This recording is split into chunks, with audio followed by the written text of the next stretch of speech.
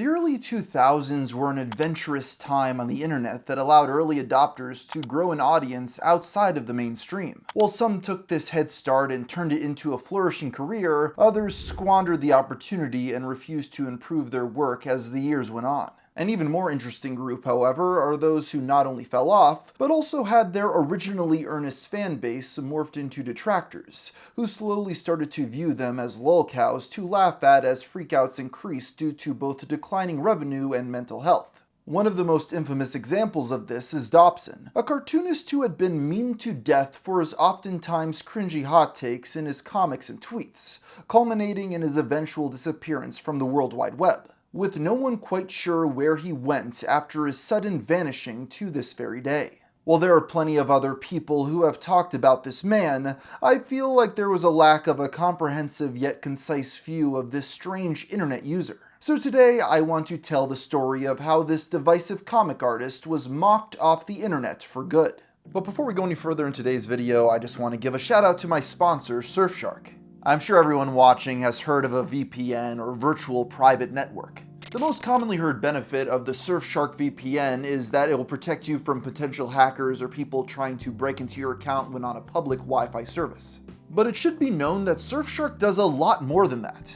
One benefit of picking your location on Surfshark is that depending on where you're at, hotel rooms and flights may go up and down in costs, so you could shop around in this regard. On top of this, a lot of regions are now cracking down on banned content that you shouldn't be allowed to watch. Well, with Surfshark, all you have to do is change your account to a location that allows that information, and you're back online. What sets Surfshark apart from other VPNs is the clean web feature, which blocks ads, trackers, malware, and phishing attempts when using their VPN so you can browse any website safely. The other reason I like using Surfshark so much over the competition is they give you unlimited devices. So I don't have to undownload it from old devices before uploading it to new ones or paying up charges if I have too many at the same time. So if you want to try out this world-class VPN for yourself, I suggest clicking the link in the description down below. And I also need to mention that there is a 30-day money-back guarantee, so there's literally no risks to give it a shot.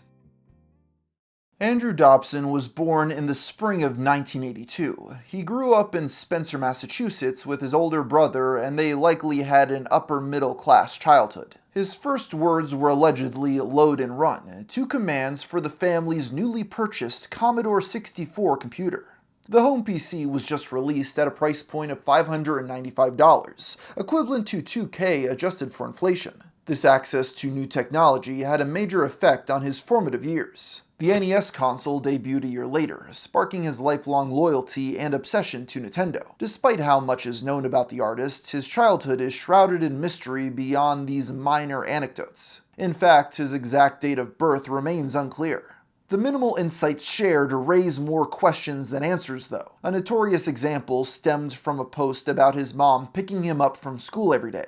He offhandedly revealed that he had been, quote, banned from the buses all the way back in kindergarten, an experience Chris Chan also had, although unlike Chris Chan, this perplexing detail was never elaborated on. It has since fueled speculation over what exactly he could have done to get banned for life. From a young age, Dobson was quite the troublemaker. He hated being forced to recite the Pledge of Allegiance every day, claiming it fueled his desire to question the status quo. It wasn't long until the fledgling creative began to rebel, neglecting his studies in favor of drawing. From the day he could hold a crayon, he began trying to tell stories. He first taught himself to animate through stop motion using Legos and an 8mm camera. By high school, he had moved on to 2D animation, getting friends to voice in his short films. Comic strips he was making even became a part of the school paper. Of course, not everyone was impressed. The young cartoonist was frequently picked on and bullied, an experience that has stuck with him to this very day.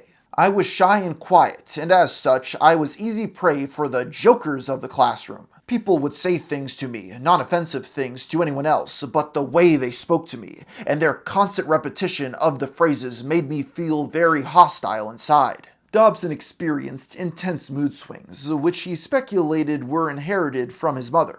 I would store up my anger, but I would never say anything. If I tried to fight back, I became the wrongdoer rather than the victim. If I stayed silent, it only fueled the jokers to continue to harass me even more. He was constantly beat up and given degrading nicknames. This filled him with, quote, hate, anger, and the desire to kill all of his classmates.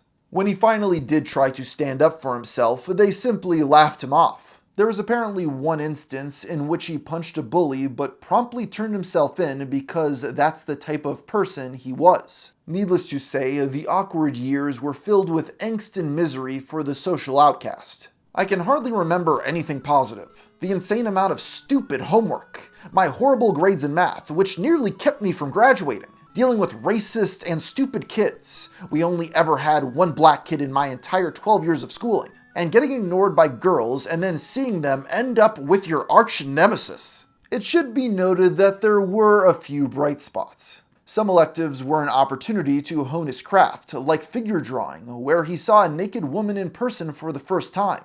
What kind of high school was this? By mid-1995, he was toying with 3D animation and computer-generated imagery.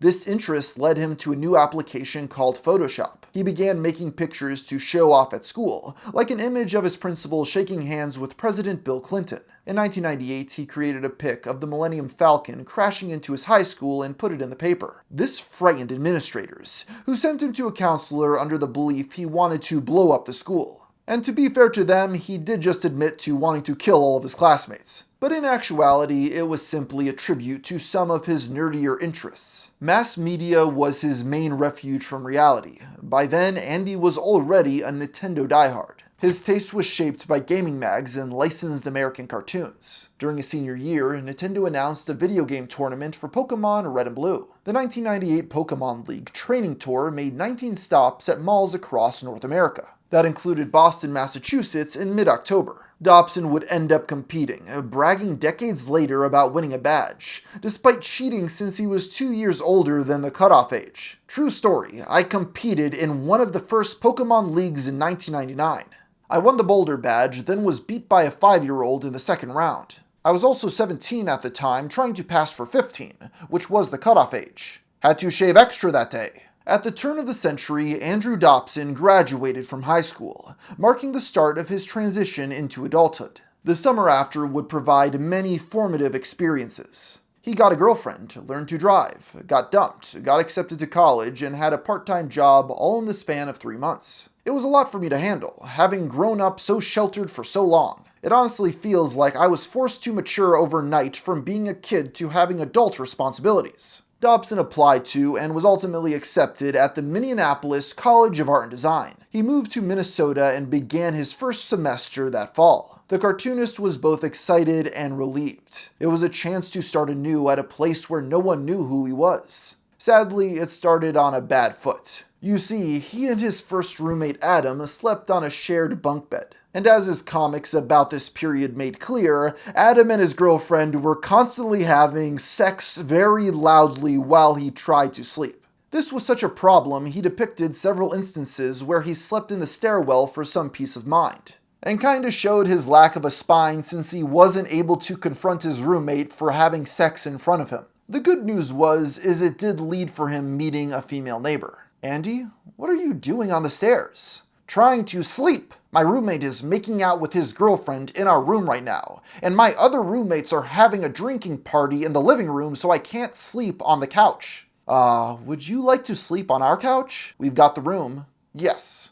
Yes, I would." Andrew and this pink-haired girl became friends and eventually started dating, although when their relationship began is unclear. In this sophomore year, he shared a room with a Chinese student named Jackie. He remembered Jackie more fondly, noting his creativity in making art out of everyday objects. They were also together on the morning of the September 11th terrorist attacks. Don't laugh at 9/11 again. While Dobson still wasn't the most popular around, he had actual friends who liked his work. He became more comfortable being himself, which led him to don his infamous fedora for the first time, apparently inspired by Indiana Jones. The resemblance is uncanny. He also started penning his first attempt at a proper comic. In 2002, he created Patty, a tomboy who finds out she's a lesbian. The idea was to explore their relationship without exploiting the sexual side. All things considered, this book was really not that bad, although later revelations would change the public's perception towards it. It only received one chapter, albeit a lengthy 150 pages. His next comic stemmed from his love of detective novels. The Adventures of Piercy Phillips and Jackie. This murder mystery casts his roommate Jackie as his Watson, who admonishes him for not being able to boil instant ramen properly. Unfortunately, even in college, he couldn't escape from mockery. It likely isn't a surprise to hear that Dobson was once a big fan of anime. He even began collecting animation cells off of eBay. But his love for the medium started to fade once he took control of his college's anime club. Dobson was in charge of finding new shows, a responsibility that consumed him deeply. They ran from 7 p.m. to midnight, and he was so proud of his management skills he listed it on his resume.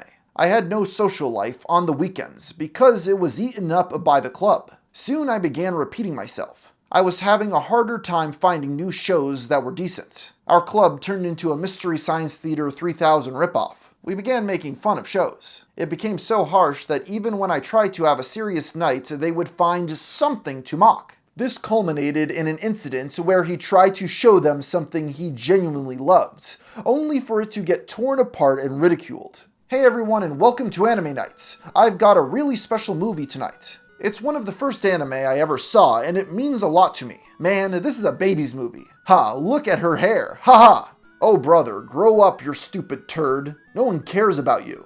Wimp, give me a break. This movie sucks so bad it hurts. This has to be the worst anime ever. Why can't we watch Naruto? Sigh. 2 more hours. Slowly he began to despise this friend group. Soon after this, I began to notice anime fan stereotypes. All my friends were just geeks who loved a show for no good reason except for the fact it was anime. I started sitting outside while the shows ran. I watched less and less anime. Every new show looked the same to me. The increasing number of panty shots on 12-year-olds and younger started to piss me off. As he began to check out of the club, Dobson brought on an assistant who eventually took things over. Sadly, I chose wrong, for he soon swept through and stole the anime club from right out beneath me, and did a poor job running it. This spawned a spiteful, decade-long hatred of Japanese cartoons, a grudge that would spark hundreds of flame wars to come. While unsubstantiated, there are rumors he was given the nickname Hat Andy by other students. There is at least one article that may point to this being true. In July of 2002, Scott McCloud, known for his famous Understanding Comics series, taught a course at MCAD. Dobson not only attended, but was photographed on his website, where he's referred to as Andrew Dobson, with hat. In light of his later output, many have questioned how helpful art school actually was for Dobson. But a glance at his early demo reel shows competent and, dare I say, impressive 2D and 3D animation for the time. The young man graduated in 2004, earning his Bachelor of Fine Arts degree in animation. While many of his peers looked for work in the industry, he learned to code and made his first footprints online. By the end of the year, he had launched his own website on AngelFire. While functionally simple, he clearly put extra thought into the design with several interactive elements. This page showcases what his art looked like at the time, revealing angsty but visually interesting compositions. As many have remarked throughout his career, including myself, he isn't a complete talentless hack. There have been many times he's truly shown promise as an artist. If anything, these peaks are what made people so invested, because it's clear somewhere he had the capability of making good art. With that in mind, it's likely unsurprising he found a small but loyal following online. That September, he created an account on DeviantArt under the alias Tom Preston. The name came from Peter Preston, Scotty's nephew in Star Trek II: The Wrath of Khan. His presence would help him find new readers, as his posts frequently got front-paged. This is when he began writing journals on DeviantArt, giving advice to young artists. These posts, backed with his credentials as an art school grad, helped him gain a positive reputation in the community. But this exposure had unexpected consequences, unintentionally ousting one of his best-kept secrets to the public. What needs to be understood is that the Cartoonist's online activity actually traces back a bit further before DeviantArt, with him having started off in the body inflation fetish art community. For the uninitiated, an inflation fetish is a sexual interest in the idea of someone's body inflating like a balloon.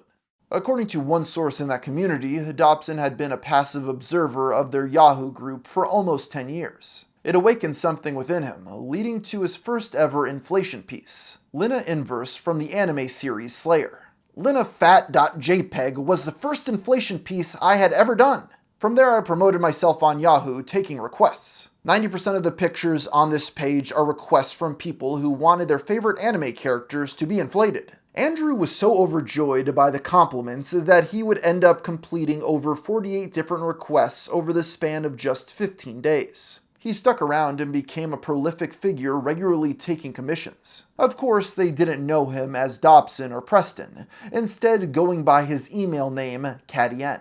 This developed into the persona Caddy Nebulart, who starred in her own fetish comics. This is a good time to point out that many have accused Dobson of posing as a teenage lesbian over the years. From what I can tell, he was mostly honest about being a dude. I am male, a boy, a guy, the opposite of woman. Sorry to disappoint you. However, there is at least one post where he seemingly admits to catfishing. I came back, but this time only to DeviantArt. I decided to play a little prank on the community. I created a visual representation of my name Caddy N. I also began pretending I was female. Boy, did that confuse people. LOL. I even received a few love notes too.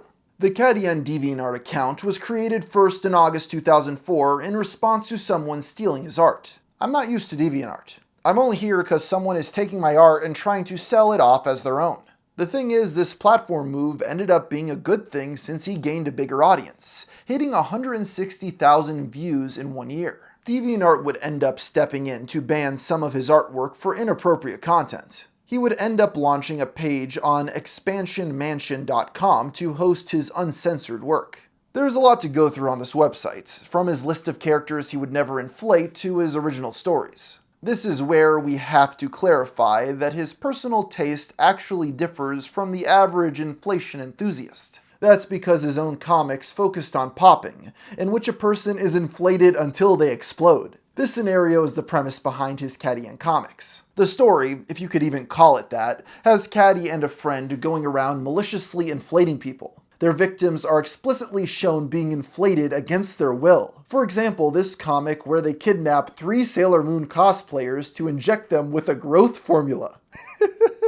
A kiss turns their victims into balloons, each exploding in a grotesque manner one by one. It makes one wonder what kind of subconscious guilt lies beneath his later activism. This success is about when his propensity for drama started to surface. He made post after post bemoaning the community, threatening to quit but always coming back. I'm not tired of inflation art, I love it to death, but I am tired of the popularity that's attributed to me. I've lost a lot of respect for some people because of how much I gripe and how many times I've tried to leave.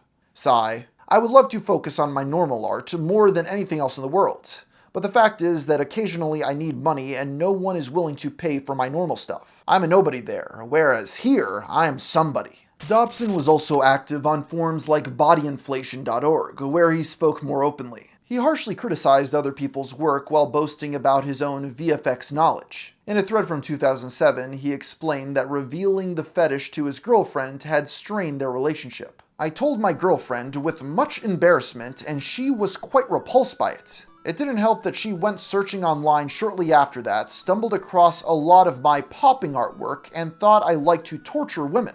It's been a horrible strain on our relationship and I find myself burying it deeper and deeper and only coming out when she's not around. Like now. I can honestly say that telling her was not a wise decision. We're kinda at the point where we just don't talk about it. I don't say anything, so she doesn't either. She knows I come to the internet and I have a lot of friends in those circles, but we never really talk about it. Every now and then a movie might come up with some inflation in it, such as Harry Potter 3, and she'll look over at me and cock an eyebrow as if to say, "This is what turns you on?" But that's about it. As his Tom Preston account started to pick up, those who followed Caddy N recognized the art style and put the pieces together.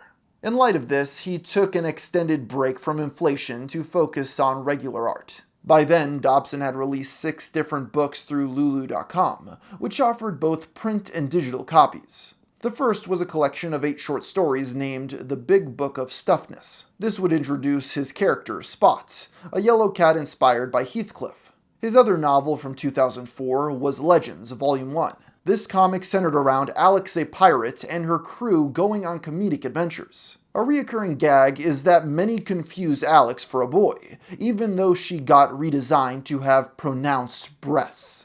One of his earliest ideas was a romantic love triangle between Alex, a boy named Sam, and the lesbian Atia. To promote the new book, he shared snippets on the comic hosting site Smack Jeeves. This became an important platform and the standard for his later work like Flashback and Andy's Hat. Jumping back to Dobson's website, he hosted downloads for his own custom programs. This included original games, ROM hacks, and desktop buddies, all utilizing his original artwork. He had a wide variety of skills, which led him to join YouTube in late 2006. While his uploads were largely speed paints and demo reels, a few were clear attempts to mimic the platform's most popular tropes and formulas. This first clip has him meeting the cast of the Super Mario Super Show. Hey, paisano! Oh my god, Mario, Luigi, Princess, Toad! Who did you expect? Pee-wee Herman? The next shows him playing Wii Sports with Link from the American Zelda cartoon. Perfect score. Want to try and beat it? You bet! One question that has gone unanswered so far is how Dobson supported himself. While it's true he took commissions, it wasn't enough to make a living. The first gig we know of after he graduated college was a storyboard test for Cartoon Network. While it didn't pan out for unknown reasons, some of his work was used for Ed, Edd n Eddy.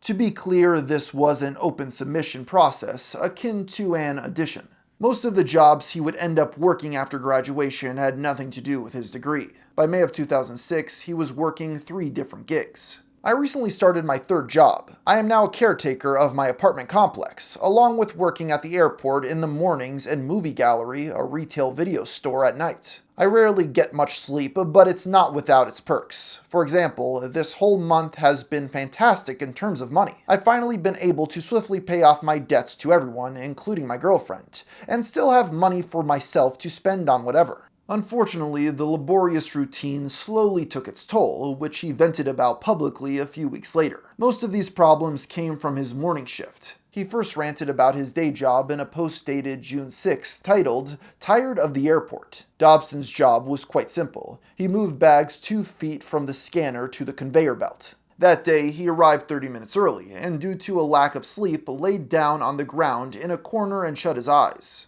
I had laid down for not more than 2 minutes when the supervisor of the airline company we contracted out with comes up and kicks me in the shin and tells me to get up because I look like shit. Well, if there's one thing you'll learn about the airport is that everyone there is a tattletale. No sooner had he left, but then I get a meeting with my supervisor telling me that he's very upset with me and that no matter how tired I am, that was rude and disrespectful.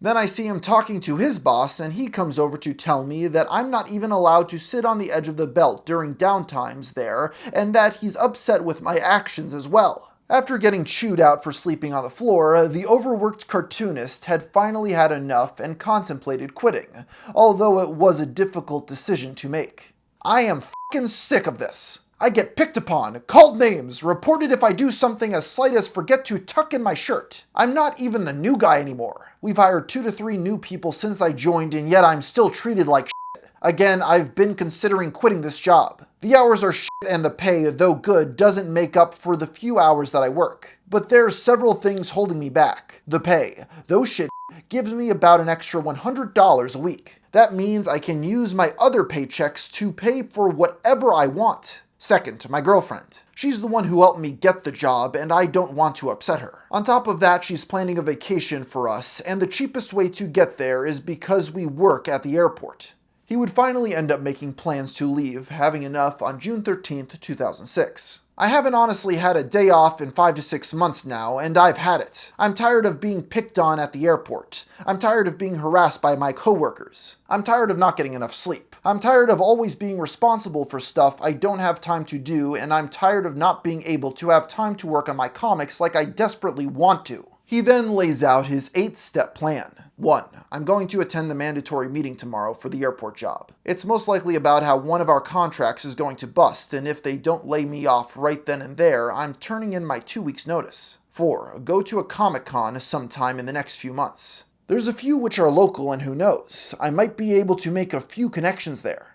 I just gotta swallow my pride and pray that people who look at my stuff don't shoot it down too much. 7. Well, speaking of my girlfriend, I'm gonna get her something nice. I've been so poor over the past few years that I've known her that I haven't been able to buy her anything except an occasional supper from a fast food restaurant from time to time. That's really sad. 8. Have fun. I'm tired of being grumpy and pissed. I want to go out and enjoy myself for a change and not have to be hassled by anyone. Fuck the world. I rule. I gotta be more positive for myself. Sadly, this motivation was cut short when the 24-year-old fell ill the very next day. He puked and called out of work all weekend. That included the airport, as he hadn't yet followed through. With that said, he was unable to shirk his responsibilities at the apartment. It should be noted that his job as a caretaker was to maintain the complex's property in exchange for free rent. His girlfriend was out of state at the time, leaving him in charge of everything for the next 2 weeks. I have to push the trash bins tonight too, so it can be taken out in the morning. Those things are fucking heavy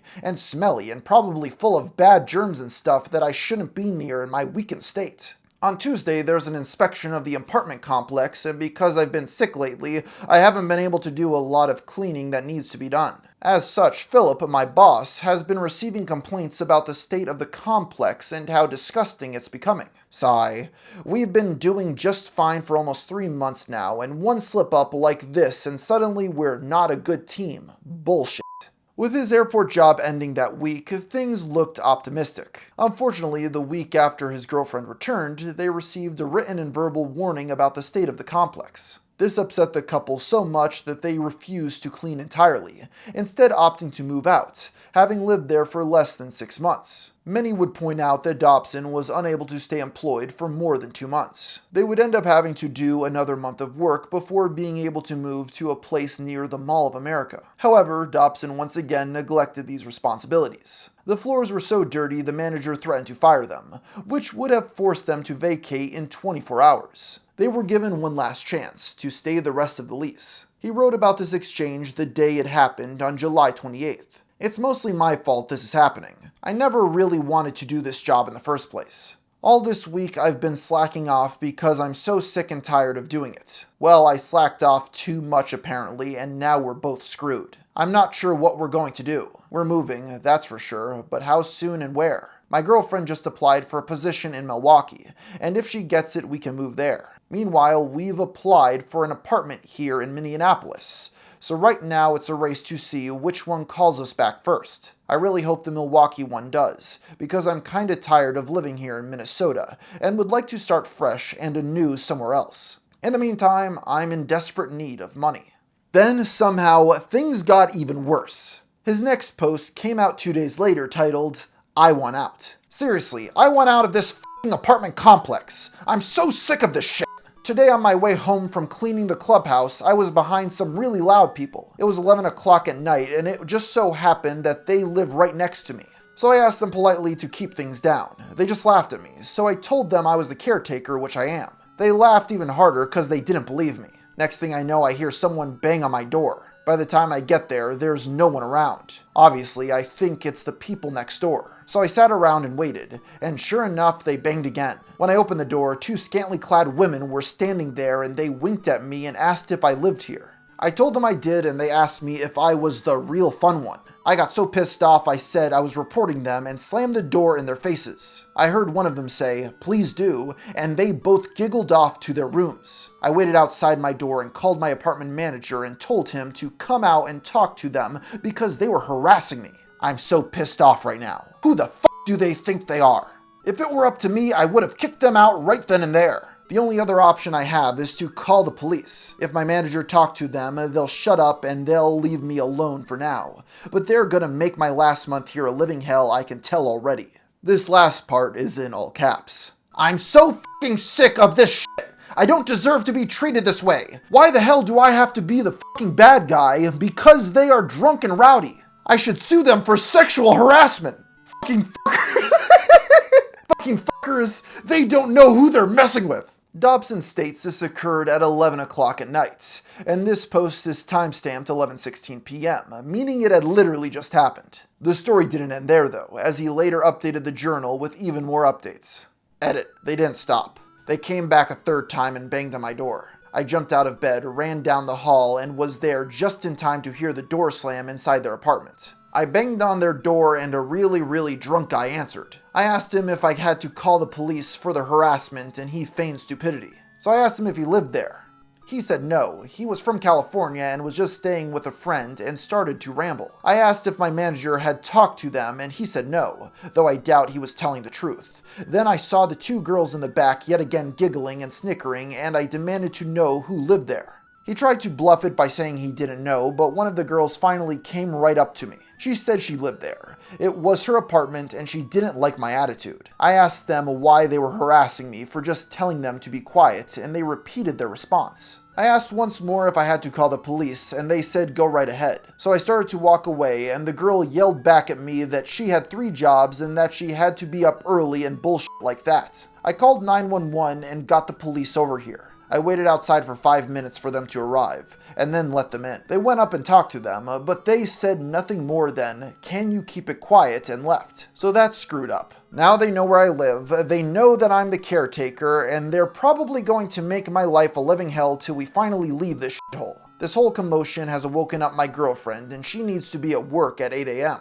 Dobson hated his job at the clubhouse the most. This post complaining about it is dated August 27th, meaning they stayed long past when they initially expected to move. That December, he found himself in a completely new mess, this time with his girlfriend. This journal has since been dubbed the Hanukkah incident for reasons that'll become self-apparent. This is a long one, to be warned. Today I started off in generally good spirits. I woke up and got a good response to a $140 commission that was never paid, took a shower and got all clean, and my girlfriend and I were gonna go out and do some errands. I drew a picture for a painting last night, and today I started to fill in the flat colors before I began painting when my girlfriend saw it. She said, "Oh, you're doing it in 3D?" which I took a strong offense to. It was just flat colors, no real depth yet. Emphasis on yet. And anyway, what if I was doing it in 3D? Why should that be such a putdown? Trivial though the cause may be, it worsened my mood for the rest of the day, and my desire to paint the picture instantly evaporated. I instead loafed on the couch for 2 hours while she got ready to go out. When she was finally ready, I was instead ready for bed. The conversation didn't pick up right away while we were driving. I was still a little sore about the painting. I know she didn't mean to put me down, but it hurt nonetheless. Finally, we started talking about her nephew's presents for Hanukkah. At this point, I really started to feel a bit homesick. I miss waiting for Christmas to open presents.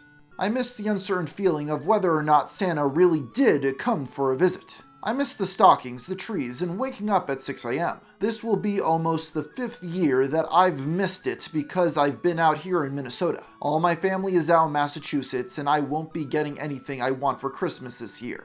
Yet again. I'm not a Christian, and neither is my family, but out there in Massachusetts, I don't know anyone who didn't celebrate Christmas. So when my girlfriend told me that her nephew was going to be brought up Jewish, something kinda kicked off in my brain. While I waited for her to pick out some clothes for her sister, I drew a picture in my sketchbook of one of my characters. He was sitting at a table wearing a Santa hat, looking all sad and depressed as he spun a dreidel with the words "Merry Christmas" up the top. It was more or less just my feelings about the situation coming out. I feel like an outcast out here, and I wasn't going to get to experience Christmas anymore. I was depressed and a little miffed at Hanukkah being such a big deal and Christmas for me just being some stupid holiday. I'm too poor to actually buy anything worthwhile for my girlfriend, and I don't know her family well enough to be able to pick out anything special for them either. Not to mention that they all celebrate their holiday together as a family, while I just sit there on the side not feeling what to do or anything,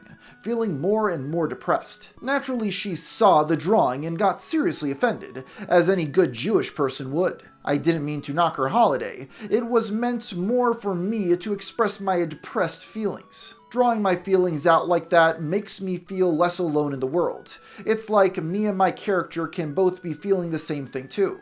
But in my attempt to defend what I had drawn, I said some really stupid things, and now she's locked herself in her room and won't talk to me. Soon after this journal was posted, his girlfriend actually stumbled upon it and left a comment. "I know that Christmas is important to you, and that's why my family always has you over, because we don't want you sitting depressed all day. My family does care about you, and instead of sitting in the corner alone and depressed this time, try and be a part of things. Engage someone in conversation.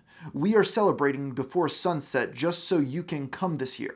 Anywho, Andy, I wish you would talk about things more instead of going into your room to sulk. I mean, this whole thing could have been avoided if you just said I'm sorry, and next time say it to my face and not here." It's often said that the two broke up shortly after this, but I couldn't find any hard evidence for that claim. What is certain is that after this fight, he made a Danny and Spot comic that showed a change of heart. "Merry Christmas, Happy Hanukkah.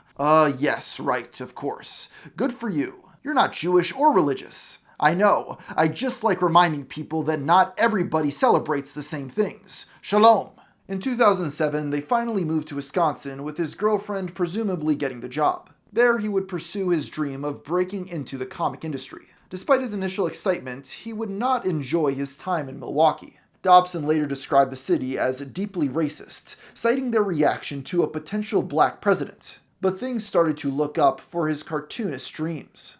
Dobson's art, while inconsistent, was fairly impressive at this early internet time, with the standout example being a drawing of Samus from Metroid. After previously refusing to draw fan art, he gave in, and was rewarded with new followers. He also had an impressive work ethic and was able to update his series near daily. At his most productive, he was averaging 40 pages a month, a pace that eventually paid off. On February 1st, 2007, he wrote a post on the Cadian profile revealing he had managed to land a publishing deal. Sadly, that meant the end of the account as he felt it was too risky to keep it up. It was swiftly deactivated as he went to work on his next graphic novel. However, this did little to stop the hijinks going on in his life. That summer, the 7th and final novel in the Harry Potter series, Deathly Hallows, was released. Dobson was a huge fan of the series and anticipated the long-awaited conclusion. Unfortunately, he would end up getting the ending spoiled at work. Seriously, what is so f***ing great about releasing spoilers to people who haven't read the book yet? It's cruel and mean-spirited and just shows what an asshole you really are.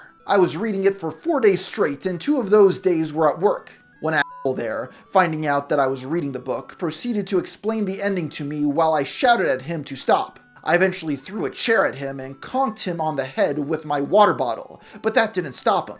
Finally, unable to get him to shut the f*** up, I screamed very loudly to drown him out and left the room in a hurry. I could hear him laughing maniacally behind me as I wandered through the halls. Why do some people have to be such fucking assholes? This wouldn't be the end of coworker drama, however, as just a few weeks later on August 10th, he recounted what's now known as the poop radio incident. Never give the finger. Mood. Ashamed. You ever have one of those days which just gets worse and worse no matter what you do? I've had a doozy of a shitty-ass day today. First off, I've been really on edge with my job trying to get the 3 days off that I need to go to this comic convention in Chicago. They denied me the days off originally, but after a lot of running around between different departments, they finally bent the rules just enough to let me go. Things were starting to look up, till today. The first thing I noticed when I came in was that everyone was whispering behind my back and pointing at me and making jokes about toilets and me for some reason. It wasn't until I was pulled aside by a supervisor did I find out what was going on. Every day we have to sign a sheet to say which radio we've checked out and when we've brought them back. I had to use a radio the previous day, and someone had signed my name saying that I had dropped it in a toilet full of poop. Naturally, it didn't take long to convince the supervisors that this was fake, and I did not do this, but that didn't stop the taunting and teasing. I went down to talk to the lead supervisor, got him out of a very important meeting, and told him what was going on. He replied by saying, "What do you want me to do about it?" To which I was just flabbergasted. I've had hazing problems in the past, and all the sups told me to talk to them should something else come up. And here I was talking to a sup, and he was looking at me like I had 3 heads wondering what I expected him to do. Oh, I don't know, put a stop to this sort of nonsense that seems to be following me around everywhere? What was worse was halfway through the day, I got put on servicing the laboratories, which seemed to solidify the rumor going around about me. I tolerated it. I knew that I just had to get through the day and I'd be home free, but I didn't do a good enough job apparently. While my partner and I were taking a break from servicing the labs, suddenly we got a radio call saying we had missed 2 airplanes, and that we had to go back and reservice them. They called and called and called, and my partner never replied, so I did. They seemed to hone them specifically on me, and completely ignore my partner. Now it was entirely my fault. I retraced my steps, and when I walked through the ramp room, the ramp supervisor stood up and called to me, telling I needed to service those 2 planes. I snapped back at her, saying that I already knew. I was going to do it, and that she didn't have to tell me. She snapped back at me even louder and more nastier than I've ever heard her. Don't you take that tone with me. Already grumpy and frustrated that everything seemed to be going completely wrong, I went to service the damn lav.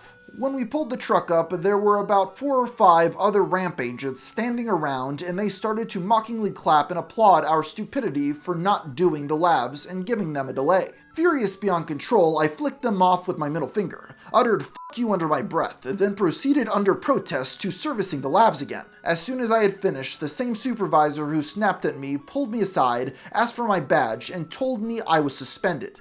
5 people had witnessed I had flicked them off. My attitude was horrendous, and I was apparently just a whiner. If I hadn't flicked them off, I would still be at the job. Today sucks, and I hate Milwaukee. As Dobson spoke more openly about his opinions, he spent more time arguing online about said beliefs. It could range from defending unpopular games to his personal hatred of sports. If the cartoonist didn't like something, he made it known, often insulting the people who enjoyed it. Most controversial at this time was his hatred of anime, dismissing other fans as otaku freaks. You know what bugs me? American otaku. These are the people who are so infatuated with anime that they slip Japanese phrases in and out of their daily conversation. And don't get me started on this weird influx of people who seem to like to draw anime characters having sex, or making out with characters that totally wouldn't in context to the original anime. I don't mind it if you're geeky about the show you like. I am too. I love my shows and anime and movies. But there's certainly a limit. I don't know what to say. It just bothers me to no end that these people are so smug. Just stop and take the time to think about what you're doing and look around. Think about how you are presenting yourself to other ordinary people. The projection here is insane, considering his inability to coexist in living, school, or work settings, along with shaming lewd anime imagery while having his own graphic inflation fetish art. By January of 2008, he even drew an art piece depicting his own creations beating up popular anime characters. This antagonism instigated some of his earliest trolls, a trend that continued throughout his career. Dobson would make a broad, overgeneralized statement insulting people for what they like, then get upset when people returned the favor. Similarly, he stoked the flames of the console wars. That year, he started the second iteration of Danny and Spots, which centered around praising the Wii and attacking its competitors. It was conceived after he got into a heated argument on GameTrailers.com. In many ways, he was the archetypal Nintendo fanboy, but even those takes rarely aligned with other fans. One example is his preference for the American localized version of their characters. Samus, dye your hair and lose the armor. From now on, you'll be wearing this skimpy jumpsuit to attract more men to your games. And finally, do your best to pretend this never happened. He never knew when to leave things alone. His inability to stop poking the bear and general stick-in-the-mud attitude set the stage for his later internet infamy. Until then, he was legitimized through the debut of his new book, Formera Volume 1. The story follows a boy named Darian's adventure on an unfamiliar planet. It was intended for young audiences and was published by Alterna Comics in April of 2008. This was the catalyst for him to start attending conventions. Many photos of the cartoonist are from this period, evident by the banner behind him. Sadly, Formera didn't sell very well, souring the experience for him. This can be seen in a post from after New York Comic Con.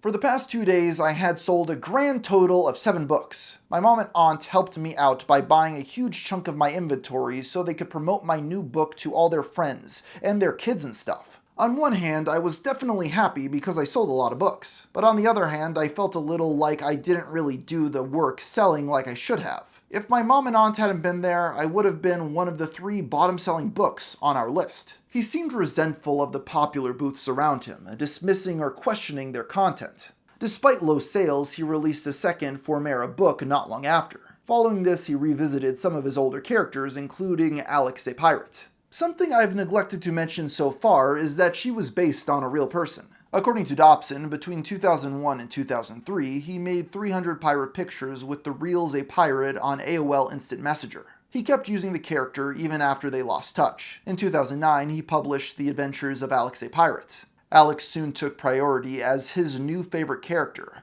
turning the series into a webcomic. This version quickly became a vehicle for his own commentary. The most controversial strip parodied headlines about a homophobic Miss America contestant. And finally, what is your position on gay marriage? Like marriage is like between a man and like a woman, so like lesbian kick. Oh, sorry, but I can't stand ignorance. Clap, clap, clap. Huh?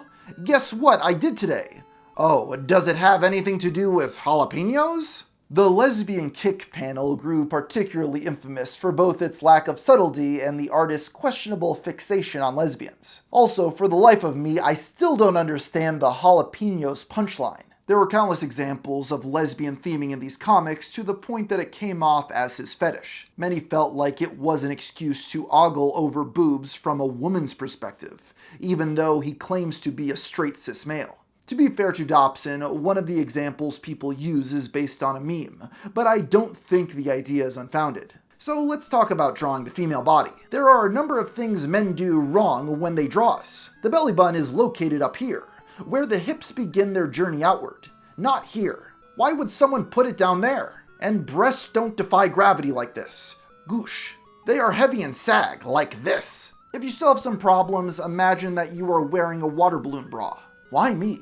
These comics were collected and published in a second volume, Life at Sea, in March of 2011. This is when Dobson would step away from Alex a Pirate to focus on a new project, one that felt much more personal. Unlike his previous work, So You're a Cartoonist, focused on Dobson himself. Sometimes he'd talk about his day-to-day life. Other times he would tell stories about the past. So how did you become a comic artist? Well, I started by hosting a free webcomic series online. Then, when I had enough material and fans, I began submitting my work to publishers. It took a while, but eventually my story was picked up. Sell out. This strip depicts him getting beat up at a school and a bully ripping his drawings apart. The bully tried to add him on Facebook years later, to which he retorted, "Fat chance." The comic was intended for other artists, covering general, relatable problems often faced. This was a novel idea at the time, and as strange as it is to say, a lot of young artists looked up to him. Some of these early strips even have some charm. A common setup was Dobson at a convention booth, which blurred fiction and reality. Though he's usually approached by made-up characters, many setups were clearly derived from actual events. I wish I could get out and see more of this con. There's so much to see and do here. I feel like I'm missing everything.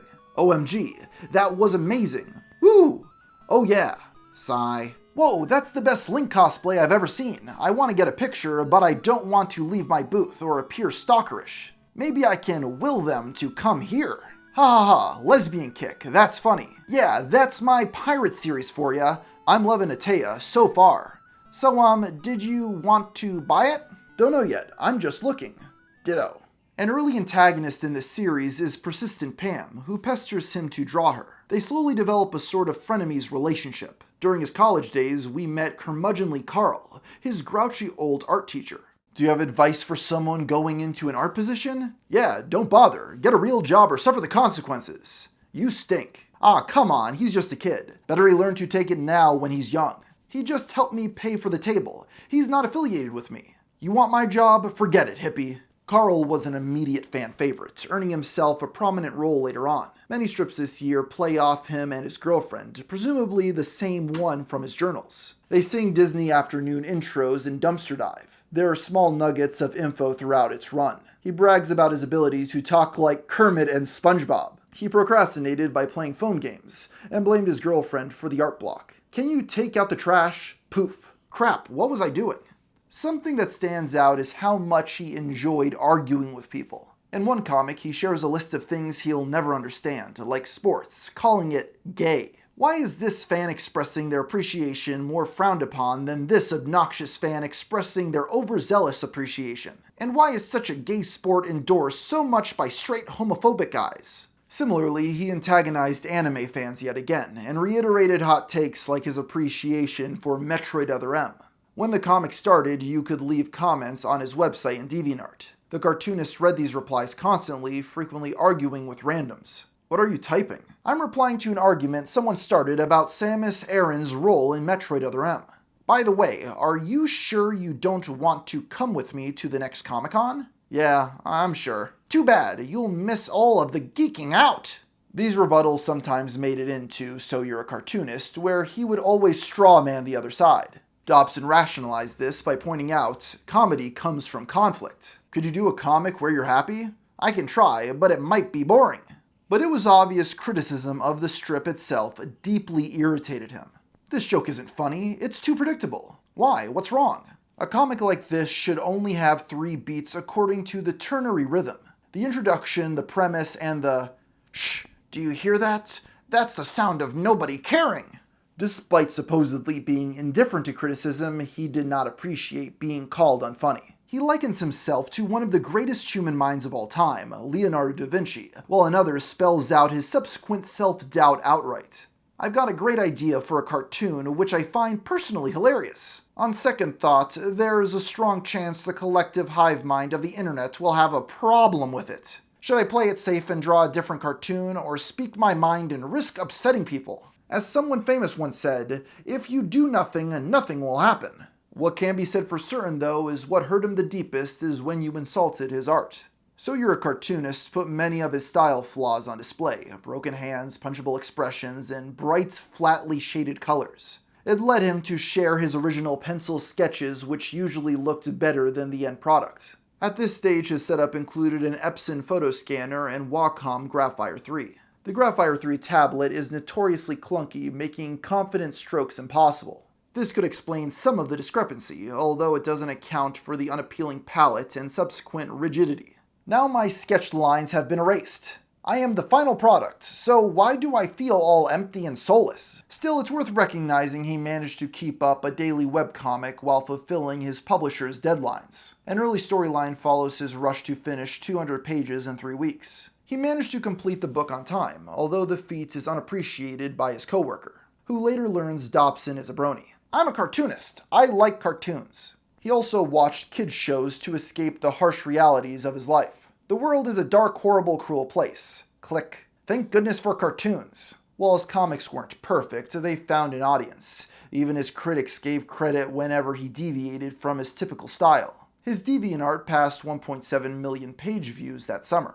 In July, he was hired by musician/video game YouTuber Brentalfloss to illustrate his webcomic. It lasted 3 years, and I'd kick myself if I didn't mention some of these. The first I'd like to read is Metaman, the closest we have to an explanation for why this exists. Hey Brent, have you ever thought about doing a Brentalfloss comic?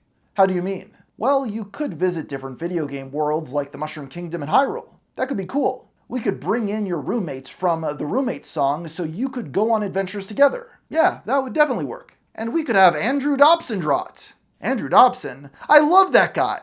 The roommate being referenced here is named Travis, who Brent first sang about in 2008. This character's gimmick is, I kid you not, his addiction to masturbating. My friend Travis rooms with me. What's going on in there, champ?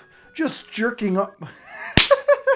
Just jerking my chain. Oh, for the love of... It's all yours. Travis, you wrote your name on the wall.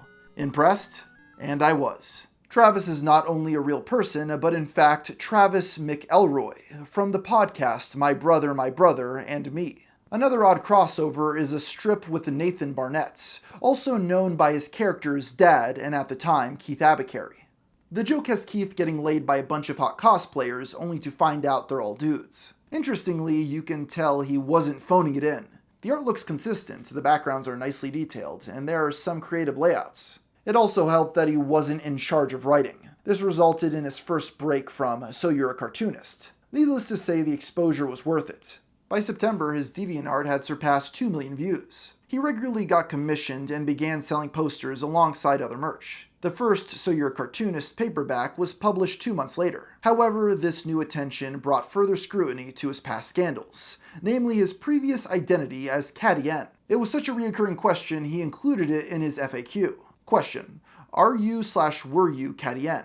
Yes. Let's pretend that never happened, shall we? That year, threads about Andrew Dobson were made on Something Awful and the Encyclopedia Dramatica forums. This is where the first anti-fan communities began to form. They ridiculed his journals and made memes that spread across the internet. Many learned his history for the first time, from his old airport rants to the deterioration of his art style. When you put them side by side, it's shocking to think the person who drew this started drawing like this half a decade later. Both of these threads would amass well over 1,000 pages. The final straw was an account posing as Cadienne claiming she had returned. On June 30th, he made a post addressing the trolling.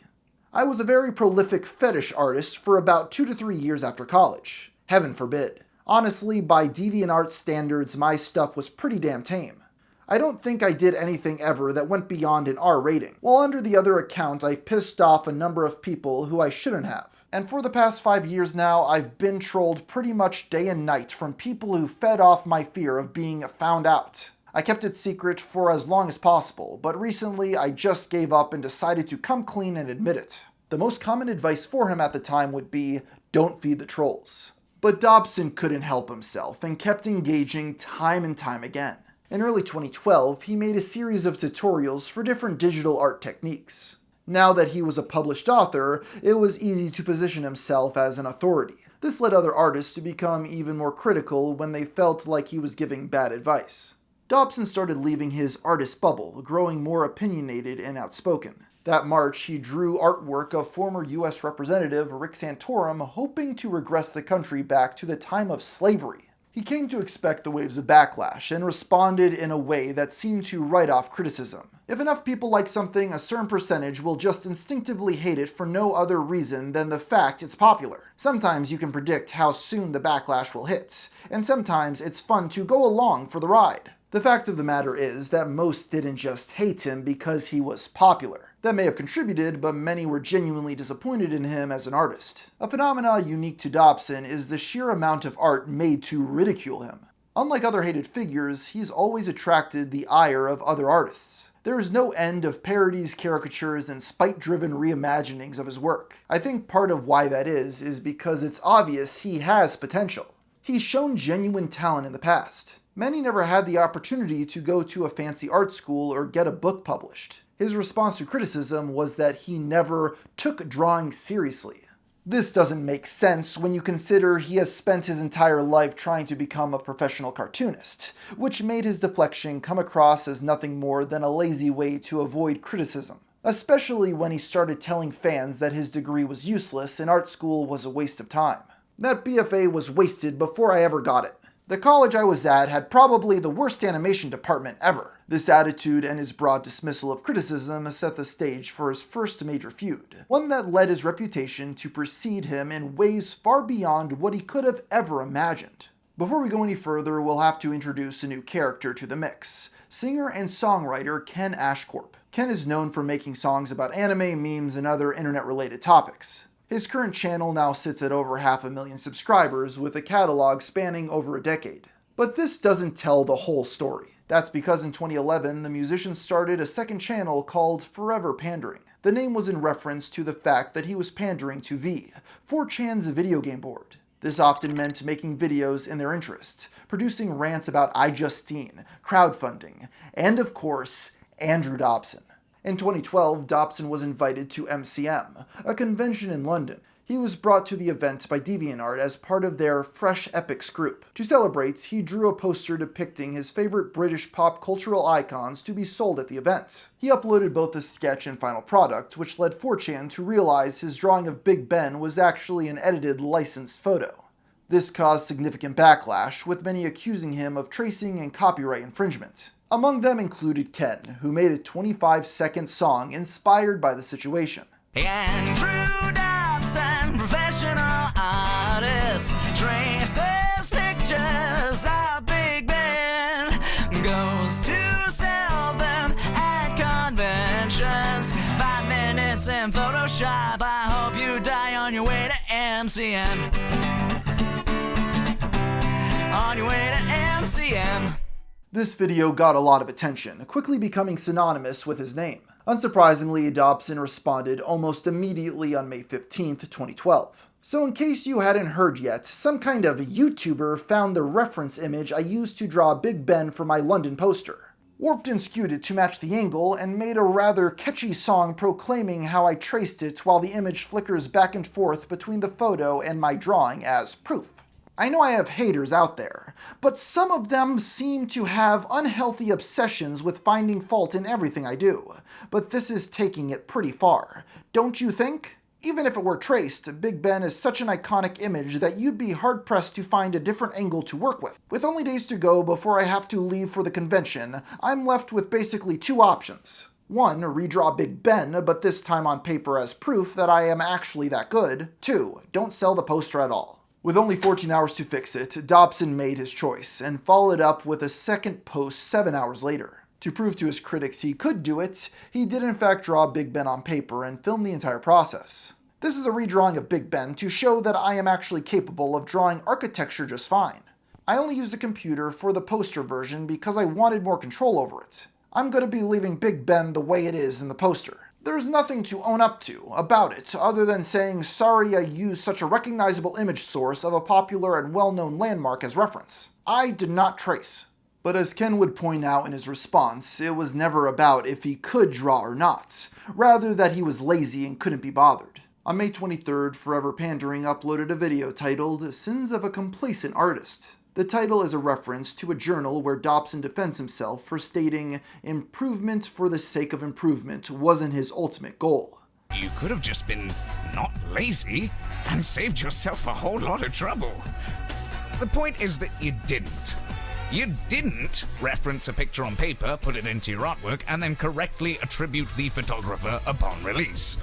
You didn't stick with your original drawing of Big Ben, which is absolutely fine and was stylized to the rest of the picture. You didn't also do this for the TARDIS, which I could probably bring up, but the point is that it's pretty easy to focus on Big Ben because it sticks out like a sore thumb. This may be one of the first examples of a modern commentary video.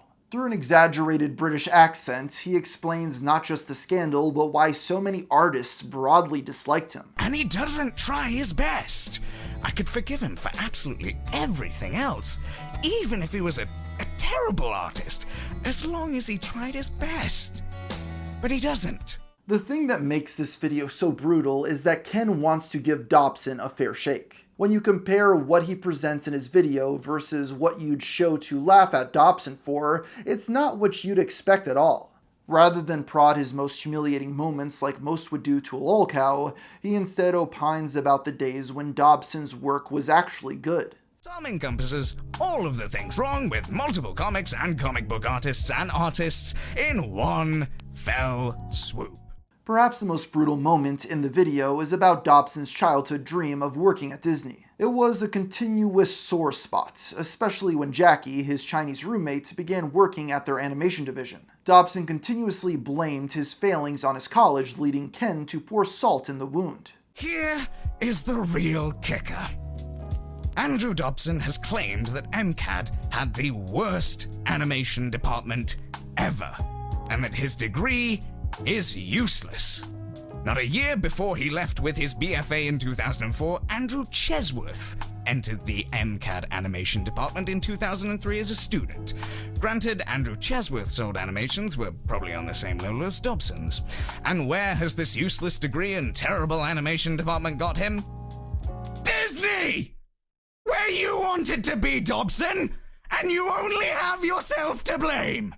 The video concludes with a compilation of individuals airing out their grievances as an outside viewer. The thesis is almost pleading with the artist to re-find his passion, for his own sake. In a way, it's not really about Dobson at all. It's a plea to themselves to not become the complacent artist. And so, for that, Dobson had to die for their sins, becoming a cautionary tale for young aspiring artists on what not to do.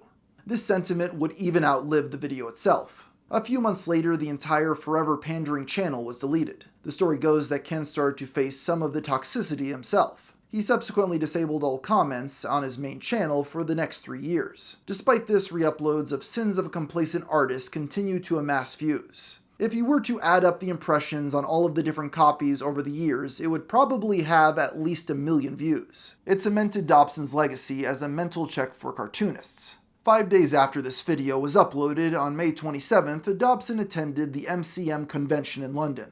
A troll who lived nearby took note and decided to harass him in person. Dressed in an all-black mask, the individual found his booth and spritzed him with water from a spray bottle. The footage was quickly uploaded to Tumblr, where it received a mixed reception. Many felt this was too far, as anyone would panic over being sprayed with an unknown liquid. The troll later explained he meant to hand Dobson a note stating, "This is what reading your comics feel like." At the time, Dobson mostly just seemed annoyed. He wrote this journal that very day when it happened.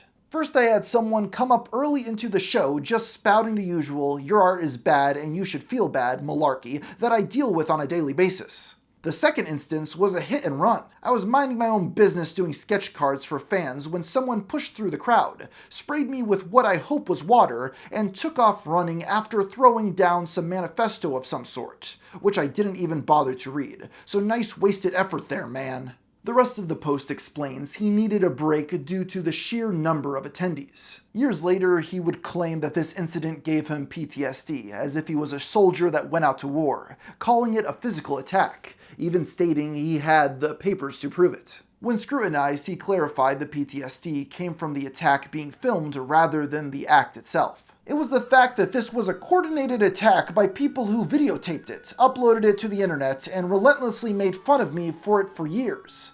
It was that for months afterwards, people sent me death threats and threatened to do worse if they saw me in public. F you." For a while, the sheer amount of criticism seemed to humble Dobson. He started to accept feedback and began making noticeable efforts to improve his work. 2012 saw the reboot of Alex a Pirate, who got her own site at the start of the year. This took place before the backlash, adding fuel to the fire as evidence of his obsession with lesbians. Alex was redesigned to have visible breasts, which only made it confusing when he kept having her get confused for a man. That May, he did a soft reboot of So You're a Cartoonist, introducing a young artist named Tenko. Tenko starred in a storyline called Portfolio Day, where he met curmudgeonly Carl. At first it goes exactly as you'd expect, but it's slowly revealed Carl genuinely cares and is coming from a place of tough love. A refreshing take on a character many dismissed as a straw man. The story didn't go much further there, but it showed his interest in making the series something more.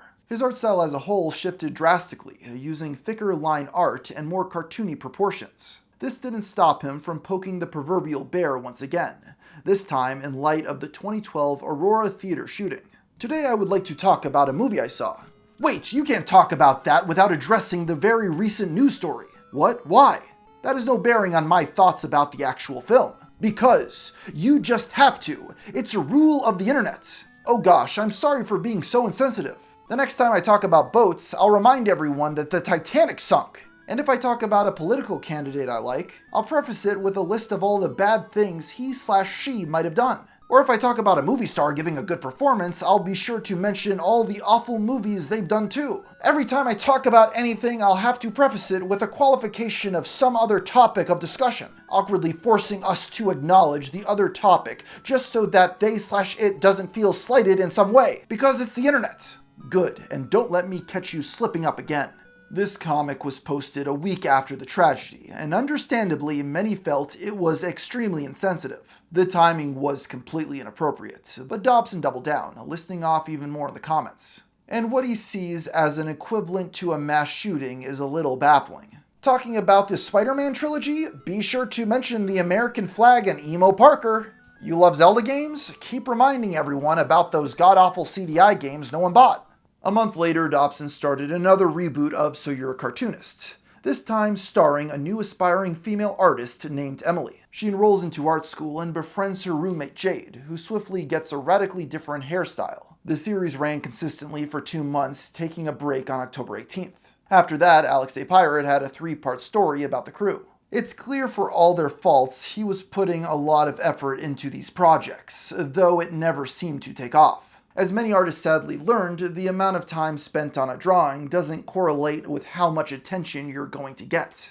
After a 6-month hiatus, he reappeared in So You're a Cartoonist, quite dejected. Where's the joke? Circling the drain along with my failing career. Many notice by now that he redesigned himself to appear noticeably younger. He's clean-shaven and has a full head of hair. He had actually addressed this question before in a Q&A comic from 2011. Why do you draw yourself with hair? I get this a lot. It's really for 3 reasons. First, my cartoon drawing is way more appealing to look at than a realistic style. Second, when I was drawing myself more realistically, people had a harder time separating the real me from the cartoon representation of me. Third, I'm already doing a comic with a bald guy. I don't need another. Yo mofo. It was a little too much for people to suspend their disbelief. He grew back the goatee and made a post acknowledging their grief. Then finally, on May 29, 2013, he gave in, unveiling his final, most well-known design. You look different somehow. Okay, that's it. I'm sick of people complaining that my appearance has changed. How I look is inconsequential to how my comic runs. Honestly, it's like no one's ever seen a hat before. Aha! So that's it. On one hand, I prefer looking at this blue bear over his last few redesigns. But on the other, I think making this mascot gave him an excuse to self-insert whenever he wanted. From then on, his commentary and the Emily storyline ran concurrently. One day, you'd have Emily and Jade acknowledging the plot's broken continuity. The next, Dobson curled up in bed, paralyzed by his own self-doubt.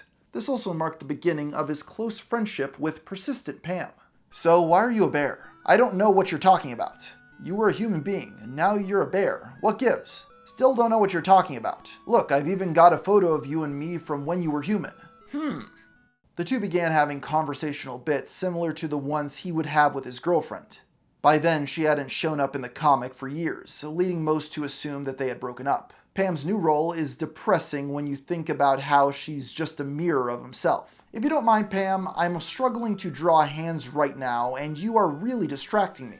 I know of a blog dedicated to posting your terribly drawn hands. Stab harder, why not? The cartoonist was at an impasse, uncertain of what to do next. There was no way to keep up his daily output without dipping the quality of art. He had no idea what got views and started dealing with spam bots. Then Brentalfloss announced his webcomic was coming to an end after episode 200. Dobson needed it as a way to make money. It wasn't until August 8, 2013 that he started to publicly contemplate an oddly specific venture. Here's an idea to get more page views. Make comics designed to push hot-button political topics. Well, I do have strong opinions, but I guess I could. Dobson gets beat up off screen. Why are you stopping? You were getting so many views. I learned I care more about my health than I do about page views. Just 10 days later, he published his most prolific and hated creation, the infamous Power Girl cosplay harassment strip. The comic is titled Asking For It, depicting a woman being sexually harassed at a convention attendee. Tell your girls to smile. Hey, quit it. Excuse me a second. Understood. The overwhelming amount of parodies and edits that exist for this is impossible to convey with just words. It really struck a nerve, judging by how many ended up with him being brutalized. The audacity to make a comic about sexual harassment positioning himself as a hero while doing nothing in real life was just unbelievable. A common theory was that he saw a cosplayer getting her photo taken, maybe by her boyfriend, and just assumed it was unwanted from a distance. This wasn't taken as fact until 2019, when a photo surfaced of what appeared to be the cosplayer in question, clearly totally fine with her picture being taken. This image has now become synonymous with the story, with some even claiming he can be seen in the background. I can't really tell, so I'll leave that part up for you to decide. But I do want to emphasize there is no proof that the two were ever at the same convention together before the comic was made. For his part, Dobson denied any of the events happening at all. But it never happened. There was never a real incident that the comic was based on. You guys just found a picture of a Power Girl cosplayer and then crafted a narrative around that picture with nothing to back it up. I made up the comic. The comic isn't real. There can't be a real incident with a real Power Girl cosplayer with a photo of me in the background when I just made up the comic from my imagination.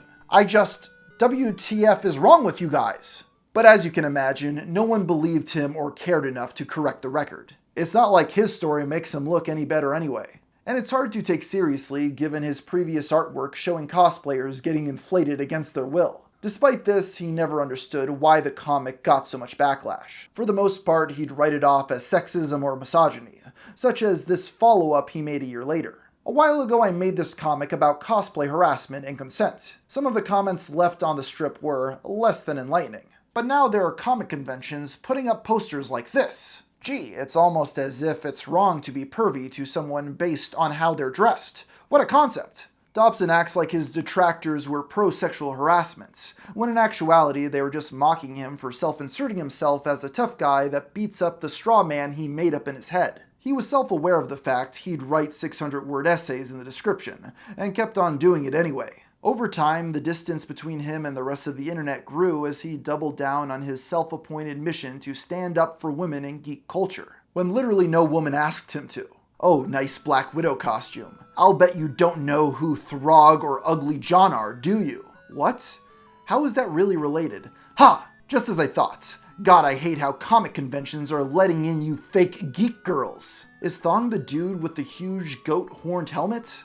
That's Loki. Dobson also started to push back on some of the arguments thrown his way in light of the Ken Ashcorp video. He pointed out that it isn't actually an uncommon practice in the industry to use real photographs for parts of the background. A lot of it devolved into nitpicking. There's nothing wrong with a simple gradient backdrop sometimes. And buried within his tutorials are occasionally genuinely insightful perspectives on art. How most people think artist growth is. Straightforward, unimaginative progression in one direction, building upon your previous work artificially. Everyone is different, and everyone grows at different speeds. Through loving care and constant nurturing, you'll always improve. He clearly did ruminate a lot on what people were saying, even if it didn't always land. He also drew an impressive comic starring Harley Quinn, once again showing that he was capable when he tried. Unfortunately, these peaks were scattered between rants about how Batman is problematic or him venting about money. On 9/11/2013, he made another infamous comic, this time discussing Quiet from Metal Gear Solid 5. Well, it's been a busy couple of weeks, but I've finally gotten everything I wanted to say about how women are treated in the comic book industry, and nerd culture out of my system. Ding. Stop doing sexist crap! That last panel of Dobson screaming into the camera also became a meme. He referenced this himself a year later in response to tweets by series creator Hideo Kojima, although he swapped out the sexist part. September 2013 also marked the beginning of the third iteration of Alex a Pirate. Most of these pages weren't archived, so we sadly don't have a complete picture. From what I can tell, he retroactively tried to make the comic seem more progressive than it actually was. A good example is claiming that the planned love triangle between Alex, Sam, and Atea meant that they were polyamorous. This reboot was honestly abysmal, mostly only existing to score points. How come there are a lot of women on the ship? What's up with that, Captain? Oh, I think that's pretty obvious. We're smarter than men, are much more reliable. We also trust each other more. Don't forget we're much more attractive than guys are. We don't smell bad, take showers regularly, aren't sexist pigs, more mature, modest, brush teeth. He then made a post elaborating on their sexual orientations. He even gave more time to gay men instead of only lesbians, drawing a thirst trap of one of his male pirates.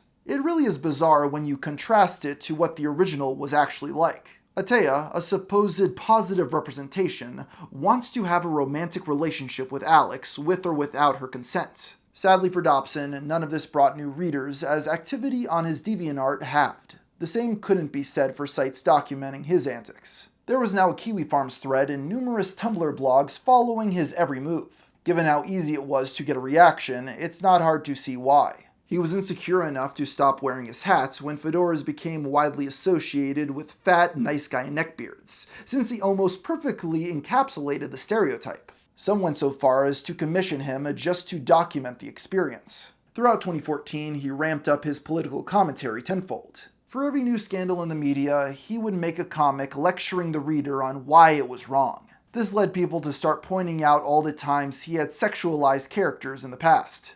Dobson fired back that he didn't have a problem with sexy characters intrinsically, but many lacked proper context. Let's be clear here, there is nothing inherently wrong with having a sexy character rocking a sexy costume. The problem is the way in which these originally very simple and accessible designs are being reduced to pandering male gaze, for no real justifiable reason other than sex sells.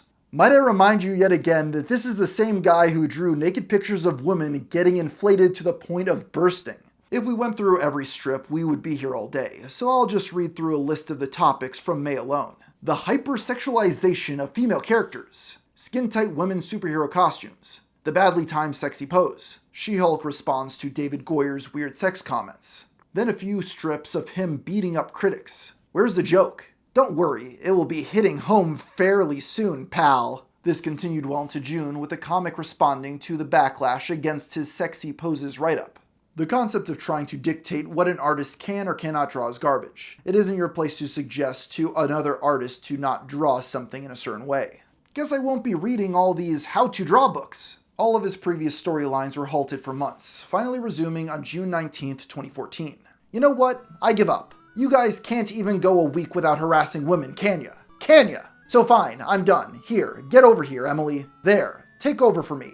I'm going to take a vacation. While Dobson claimed he was sick of talking about women's representation in media, this arc only lasted a few weeks. The final comic was posted on August 8th, which also marked the last time they appeared in any meaningful capacity. After this, So You're a Cartoonist was back to being a vehicle for the Cartoonist's hot takes. Another major development that year was Dobson joining Twitter. He had originally tried to jump ship to Tumblr, but found himself surrounded by hate blogs. This proved troublesome as his infamy led some people to not want him in their fandoms. You see, his focus had shifted from his own projects to fan art, embracing his love of kids' cartoons. When people think about mature stories, they often immediately think of stories that have gratuitous amounts of R-rated sex, violence, and swearing. But I don't think adding that stuff automatically makes these stories mature. A truly mature story will treat those subjects with understanding, gravitas, and respect. I would argue that many children's cartoons and comics often treat these mature subject matters with far more respect than the hardest, dark, grim, and gritty stories. They may not have R-rated content, but they're still able to touch us so profoundly and so deeply on an emotional level. His need for approval from the outside world to watch My Little Pony comes off as extremely grating. His new social media presence kept him in tune with the rest of the internet, which also meant a never-ending stream of identity politics. I want to dress up in a full suit of armor, then when someone asks me what I am, I'll reply with, a social justice warrior!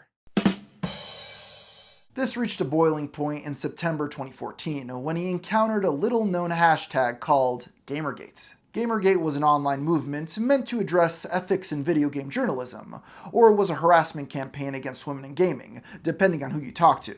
It was sparked by an affair between developer Zoe Quinn and 5 guys in the industry. Dobson first defended Zoe Quinn in August, strangely comparing her situation to Robin Williams, who had taken his own life a week prior. Zoe shouldn't have cheated, but that doesn't give this games journalist license to post crap like that on the internet because he feels used. I also kind of find it a little sick that people are all, I'm so sorry depression made Robin Williams kill himself, while simultaneously saying Zoe Quinn is a monster for cheating on him without realizing that depression can make people defy their own ethics through self-destruction. That comparison might be the biggest stretch I've ever seen in my entire life. He wrote several multi-paragraph journals defending her and Anita Sarkeesian. It carried over to Twitter, where he would constantly share anti-Gamergate tweets. This backfired when he jumped the gun and accused Gamergaters of being responsible for an unrelated crime. The outrage surprisingly led him to backtrack and even give them a second chance. That was stupid and short-sighted of me. I apologize. Honestly, this misunderstanding on my part has helped me open my eyes to the legitimacy of the Gamergate movement. He even made a comment about getting bullied off Tumblr, the birthplace of SJW extremists. But a few days later, it was back to usual, weighing in constantly on random situations he wasn't involved in for no reason. That was in between his posts publicly contemplating quitting art. Drawing used to be what I did when I was bored or happy or sad. Nowadays, I don't even want to draw for my job, even though I get paid for it. Before I draw now, all I can think is, how will this be used against me this time? And how, no matter how hard I try, it's never good enough. I used to turn to video games to help with these depressing bouts, but with all that's been happening, even that doesn't help anymore. The previous post was concerning enough for a few friends in the industry to message him. For the record, I have not quit anything. I'm still making art just fine, and my Twitter ramblings yesterday was just the depression talking. I expect that sort of rumor nonsense from trolls and haters, and even maybe a couple webcomics peers, but not from people working in the biz. Despite claiming he would give Gamergate a second chance, or at least stop talking about it, he live-tweeted every development. When he learned Anita got a bomb threat at the Game Awards, he tweeted, "Seriously guys, not cool." Eventually, he ran a poll asking if his fans cared if he turned off all the comments on DeviantArt. An overwhelming 510 out of 715 users said no, which he celebrated on Twitter. "I have some of the most amazing fans ever. You understand my plight. This really makes me feel great. Thank you. This enthusiasm was short-lived. 2 days later, he made another vent post. I did have a comic I was gonna post today, sat down and was ready to ink and everything, then got a dumb comment and I said, why bother? Even after all that, he still decided to make a comic antagonizing Gamergates, criticizing their newfound mascot, Vivian James. Every great movement needs a great mascot. Giggle, I'm totally not part of a sexist group of gamers because I'm a girl. And so, I present to you Oculus Thrift, a dumpster diving college grad. Teehee, I can't pay off my student loans thanks to Wall Street fat cats. This comic generated an enormous amount of backlash. There was an immediate influx of artists responding with their own versions of the characters. While Dobson was already infamous, this elevated his notoriety to a new level. He was now at the center of a highly contentious subject, giving trolls justification to revive his embarrassing past. I love when critics say, we don't care about your fetish past, when literally the past 100 plus messages have been referencing my fetish past. Many speculated he knew what he was doing and simply wanted attention. His first response was to act unfazed. Well, that was a thing that happened. What a crazy night. Anyway, y'all can keep being mad at me, but I'm going to bed. Good night. He even started to identify as a troll, much to the dismay of his dwindling audience. In actuality, it was likely just an excuse to continue fighting with randoms online like he always had done. I'm off to my super secret SJW club meeting. We're gonna discuss ways to take down the patriarchy and whatever. I'm bringing chips. He said of the women supporting Gamergate, the same thing I think of women or minorities who are Republican, confused at their life choices and willingness to be associated with things that actively harm them. Now you might think after saying all that, it would be impossible for him to be a centrist on an issue. But no, he once again took to DeviantArt to insist he wanted to give friendly advice, and it wasn't an attack on the group. If there was a last straw for him, it was on October 12th after Zoe Quinn was doxxed. He wrote a huge post telling them to unfollow. So yeah, if you support Gamergate and you follow me, could you please unfollow me? I want nothing to do with this latest disgusting display. The next day he issued an apology. I'm sorry that the last journal seemed to upset so many people. It was meant as a cleansing of views and people around me that might introduce toxicity in my life. This whole ordeal set the stage for the rest of his career, middling between positions in hopes of finding some sort of acceptance. His output slowed down dramatically, partially due to a new job, but all 3 of his comic sites went down for an extended period of time. In retrospect, this signaled the end of his attempts to seriously pursue graphic novels as a career. He didn't actually flat out quit art, but he lost the motivation that allowed him to keep up a regular output. Now, before we go further, I think it would be worth reading a few tweets he made responding to questions asked by Joshua Moon, the owner of Kiwi Farms. They provide insight as to how he viewed his situation. Do you think the negative attention has prevented you from being more successful? Absolutely. In more ways than I can count. I don't think there's a single aspect of my life right now that's not affected by it. Why do you think this impediment has been placed on you in particular? Because I became a symbol of everything wrong with webcomics. I'm hated not just for my art, but because of what I represent. Do you think there is something you can do to help yourself? Or do you feel the drama is too large for anyone to deal with? I think the drama has reached such a peak that nothing I do will ever dissolve it completely. It will haunt me to my grave. By 2015, Dobson claimed that he only used Twitter for about 30 or 40 minutes a day. But let's actually run the numbers on that claim. The first snapshot of his profile shows that he has 3,150 tweets and 760 followers. About 5 months later, he reached over 11,000 tweets, approximately 1,500 every month. The next 5 months doubled his total, adding an additional 9,500 posts. He then hit an average of 2,000 a month. By April 2016, his account amassed over 28,000 tweets, while sitting at just 1,347 followers at the time. When confronted with these metrics, he hit back by stating, "Wow, what an incredibly arbitrary and douchey system of judging one's worth. I hope you don't apply the same mantra to other people. I know YouTube people who make new videos every single day and still tweet a lot. Guess they suck too?" The reason I bring all this up is because following his account was unbearable. Even trolls tapped out due to the sheer amount of spam he introduced to their feed. Dobson was tweeting walls of text every single day, and I've read enough of it to let you know most of it wasn't worth reading. To be fair, it's also worth mentioning that his total number also included retweets. He would find hashtags like "Let Women Speak" and retweet every single one he saw. This was the start of his so-called social justice warrior arc, taking time to acknowledge his own unintentional racism.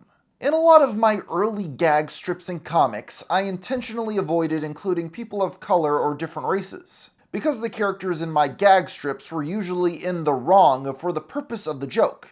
I didn't want any of the strips to appear as if I was making fun of people of color. He next renamed himself the SJW Bear and started making fun of white people. White people are so friggin' sensitive, LOL. Tell y'all the same thing you tell me. Grow a thicker skin. Sigh, guys, stop proving my joke's true. Also, I'm white.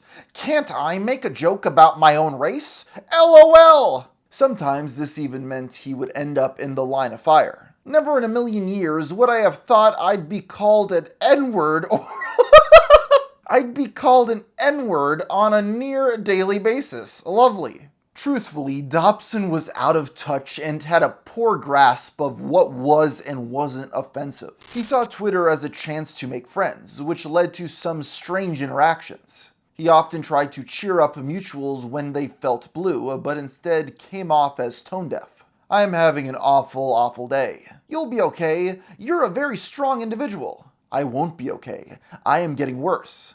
"You could look at it at your leisure and use whatever you felt might help." Whatever. Many don't actually acknowledge what they're talking about at all. "Someone told me IBS isn't that bad. I'm covered in sweat and nearly passed out from the pain and dizziness." "I hate it when anyone tells you your problems aren't that bad. Ugh." And the final piece of the puzzle? All of the people he tried interacting with were women.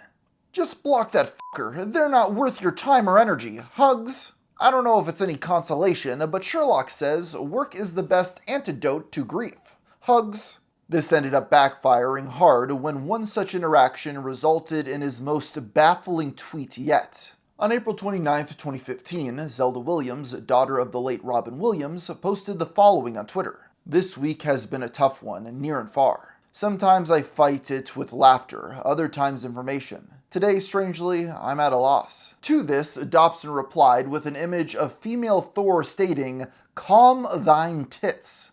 The backlash was swift. It was obvious she was still in grief over the loss of her father, which even if that wasn't the case, there's no possible way to read his response as appropriate. He spent a few tweets trying to defend himself somehow before finally giving a non-apology. Deleted a tweet that was offending people. Probably best I do too, because it came across as kinda rude. Never say I don't apologize. Dude, you still owe Zelda an apology. Fair enough. At Zelda Williams. A while ago I posted a pic to you of female Thor saying "calm yo tits" to male Thor. Some people didn't like that. I'm sorry. Though he tried his best to brush past it, this screenshot spread like wildfire. I remember seeing it at the time and finding it so bewildering I was in denial it was real. It wasn't until others started reaching out that it became clear this was legitimate. "Hey dog, is this tweet real?" "Yup, and so is the one after it where I apologized and deleted the tweet because I realized my mistake. Thanks for ignoring that." There are a few rumors I should dispel though about the exchange. Because the tweet itself wasn't archived, many have been unable to conclude a date. This has led to claims that it took place on her father's birthday, or the 1-year anniversary of his death. I was able to find proof that it was posted on April 29th. But even if that didn't exist, his apology is timestamped to the very next day. Since Robin's birthday was in July and he passed away in August, both of these urban legends can be debunked now. Going back to the timeline, for a large chunk of 2014, Dobson prided himself on not posting art. He bragged about starving the haters and compared DeviantArt to an abusive relationship. Honestly guys, my mood and attitude has greatly improved since I stopped being a slave to DeviantArt. Y'all on Facebook and Twitter are amazing. And I just want to point out that y'all is referring to literally a couple of hundred fans at most. DeviantArt became a scapegoat for his unhappiness. He went back and forth on quitting, taking solace in other platforms. I post a lot of DeviantArt responses on Twitter because taking them out of the context of DeviantArt's environment shows how fucked up they really are. This did nothing to stop his drawn-out arguments with nobodies. Having a bad night and snapped at a user on DeviantArt, resulting in me saying some pretty stupid things and starting a huge argument. No regrets. He took pride in being on an SJW block list made by Gamergate. People who've been bullied sometimes don't realize they can become bullies too. It's a victim complex. He started calling out capitalism and showed that he cared about women's voices. This also reflected in how he behaved within fandoms. Even for a show like Bob's Burgers, he couldn't stop himself from shipping and speculating on the character's sexuality. Zeke is bi, Jimmy Jr. is gay, Zeke likes Tina, and Jimmy Jr. is straight, cause heteronormative society. And for people who have never seen Bob's Burgers, these characters he's discussing the sexuality of are children. However, no show would get as much love and attention from Dobson as The Legend of Korra, a successor to Avatar: The Last Airbender. Korra underwent heavy criticism, although it won praise for its third season in 2014. This was due in part to the show's romantic drama. At the start, two characters named Mako and Asami were dating. They broke up after Mako began to develop feelings for Korra. But that relationship didn't last either, and Season 3 hinted his two exes might start dating. While it wasn't actually confirmed, it was still seen as a big deal, as it had the potential of being a meaningful representation of lesbians in a cartoon. The show's fourth and final season aired that fall, which all but confirmed the two were together. It got as close as you could get to making it canon without making TV executives uncomfortable. Unsurprisingly, this also is when Dobson went from ignoring the show to discussing it every single day. Korra and Asami are bi. Loki is bi. Batgirl is gay. Power Girl is black. Spider-Man is black. Miss Marvel is Muslim. We're doing good. Kinda sad that most of the YouTubers I think of as part of geek culture don't watch Korra and thus won't likely comment on its significance. I would love to hear what Movie Bob, Black Nerd, Nostalgia Critic, and James Rolfe would have to say about it, but only Nostalgia Critic will happen. A bat credit card? It was his refuge from the constant hate and vitriol of the outside world. Of course, the fact that all of this started once lesbians were involved wasn't lost on his detractors. Dobson's obsession only grew more transparent over the next few years. He continuously had to defend himself against accusations of fetishizing homosexual women, especially in the context of Korra. So this just in, apparently liking Korrasami and the ending of Korra makes me a creepy perverted homophobe. What you might view as obsession is nothing more than healthy enjoyment from a fan. The entire time, Dobson was combing through the series, splicing every time the characters were on screen together. That December, he released his hour-plus-long Korrasami supercut and wrote a journal relaying his takeaways. Going back and re-watching their relationship with the knowledge that they're both bisexual does add an interesting twist to their earlier interactions. And let's be clear here, they are not gay, they are bi. That's an important distinction. Posting ramblings about this subject became a constant for the rest of his online career, regularly drawing fan art of the couple. He even did a 2D hand-drawn animation of Korra's proposal using audio of her voice actress. Dobson never paid as much attention to gay men besides a few performative gestures. As he continued using Twitter, he grew increasingly open about his personal struggles. Dobson needed money and considered making a Patreon. In early 2015, he made a poll asking if any fans would support him. Out of the 1,000 or so people that voted in the poll, 85% said, "I can't contribute, sorry." Regardless, he went through with it anyway, launching his account on February 7th, 2015. His activity was infrequent, partially due to every single post immediately getting leaked. I can't tell you how depressing it is to spend time working on art for my Patreon, only to see it reposted within an hour in my Twitter feed. Because of his lack of a fan base at this point, his Patreon peaked at making a whopping $102 a month from 28 fans, with his main income coming from freelance work. However, many started to wonder how much he actually needed help. While he claimed to be too busy to get a real job, he was constantly on Twitter and playing video games. His Minecraft world, Nerdcrafteria, was filled with pixel art, towns, and his favorite restaurant, McDonald's. At one point, he started doing a Let's Play of the game off his iPad, but sadly none of these were archived. In the 5th episode, he admitted to keeping a physical list of all the people who wronged him throughout his life. The sandbox inspired him to make his own 3D Minecraft animations on Windows 98. He later recreated the USS Voyager from Star Trek, releasing the model for free. I'll never be able to make anything as cool as this ship. Sigh, I should just give up and resign myself to failure. My depression looks like me sitting in bed for hours on end because I'm too scared to start anything out of fear of physical repercussions. Dobson also dealt with his depression through open-world games like Zelda Breath of the Wild and Skyrim. He drew this building from the latter that people liked, though it was discovered to have been traced.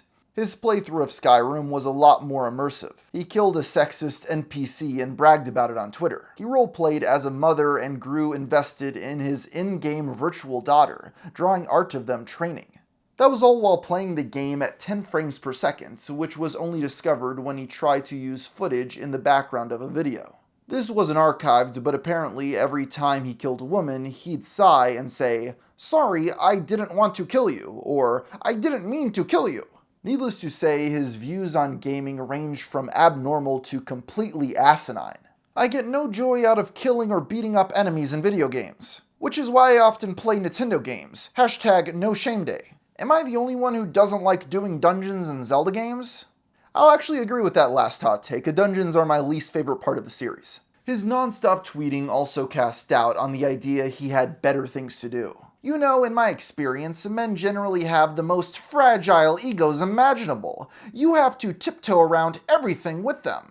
The projection with this statement was insane considering the amount of times he's lashed out at people at work and school. Dobson kept on replying to Gamergate targets like Zoe Quinn and Brianna Wu, attempting to draw comparisons from their treatment to his own. He even named a town in Alex a pirate after Anita Sarkeesian. He later wrote a journal denying being obsessed with them though. My haters have concocted this strange narrative that I'm obsessed with Brianna Wu and Anita Sarkeesian simply because I agree with them.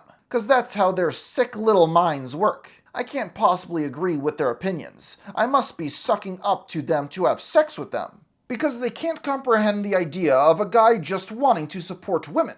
That August, he'd get in trouble after his comic about a man dressed as Slave Leia resurfaced. It was interpreted as transphobic, with even Brianna showing disapproval. He apologized to her directly before asking his fans for help dispelling the narrative. This schism led trolls to realize she didn't even follow him back. 3 weeks later, the Cartoonist wrote an article on Storify attempting to explain his online past. It was explicitly written in hopes of saving his non-existent relationship with the new would-be Twitter mutuals. Then there are trolls that use my past fetish art or other sexy art I've made as a way to preemptively attempt to sour my reputation in the eyes of colleagues or people I might someday become friends with. Such as the case with Brianna Wu, where they send my art out of context saying it was Lolita porn, transphobic, or whatever. He made another comic about Vivian James, as well as other strips about geek culture. They seem to be the only thing that could break his art block. He was always there to defend things like women's only screenings of Wonder Woman. He even bought a new tablet despite all the talk of wanting to quit.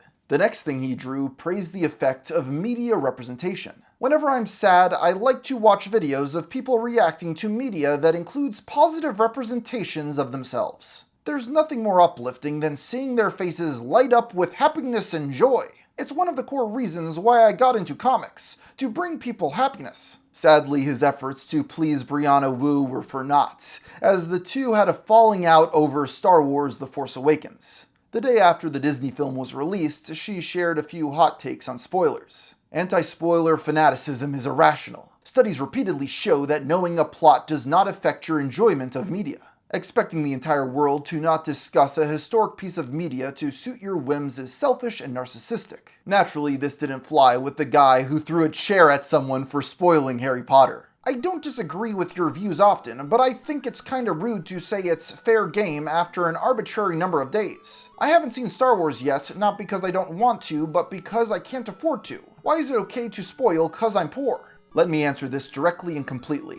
Because Twitter is a platform that I have invested both time and work building, and because feminist critique and analysis is extremely important. Representation of women in geek culture matters. I am most certainly not questioning that at all. It is very important, I agree. I just wonder if Twitter is the best platform. I'm sorry, but expecting people who haven't seen the movie to be okay with you spoiling it seems a little selfish too, no? I really do apologize if this comes across as antagonistic. I'm a big fan of your work. We have different opinions. Sorry. Something I think a lot about is psychological motivation and underlining assumptions people are making. To me, it seems you are unconsciously assuming that the world owes you this. It is right and just given your personal situation. I think the value in openly discussing a giant feminist step forward is more important than any one person's whims. Dobson would leave unsatisfied with their discussion, finally having a backbone even if just for a brief moment. Feeling kinda bummed right now. Got into a discussion with Brianna Wu about Star Wars spoilers and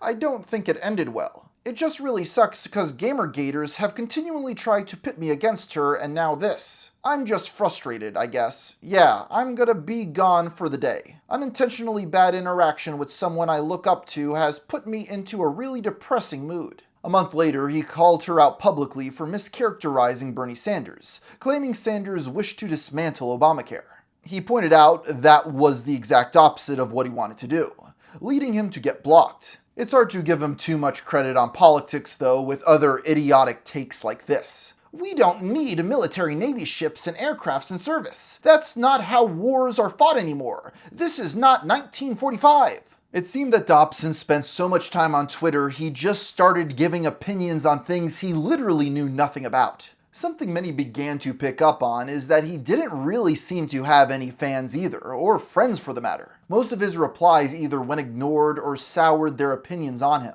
As he started pandering more and more as the years went on, his views became indecipherable beyond some attempt at conveying a moral high ground. For instance, he once got mad at a mobile game for using Vikings. Ha ha ha! What a fun game based on people notorious for murder, rape, enslavement, and robbery. Ha ha, so cute. Might I remind you, this is from a guy who literally wrote a comic about pirates. He also rewrote history to claim the reason he hated anime was because popular shows like Dragon Ball Z were misogynistic. This is a blatant lie, as he admitted to being hooked on Dragon Ball on his old Catty site. I sincerely do not understand this weird hatred of women. We wouldn't be alive if it weren't for a woman. You were born from a woman. WTF. Honestly, we should all strive to be like Wonder Woman. The way I see it, 99% of all the problems in the world have been caused by men. Men are therefore scientifically proven to be dysfunctional. He faced extreme backlash after accusing Burger King of promoting toxic masculinity. It was spurred by a pun reading, "Nice fries finish last."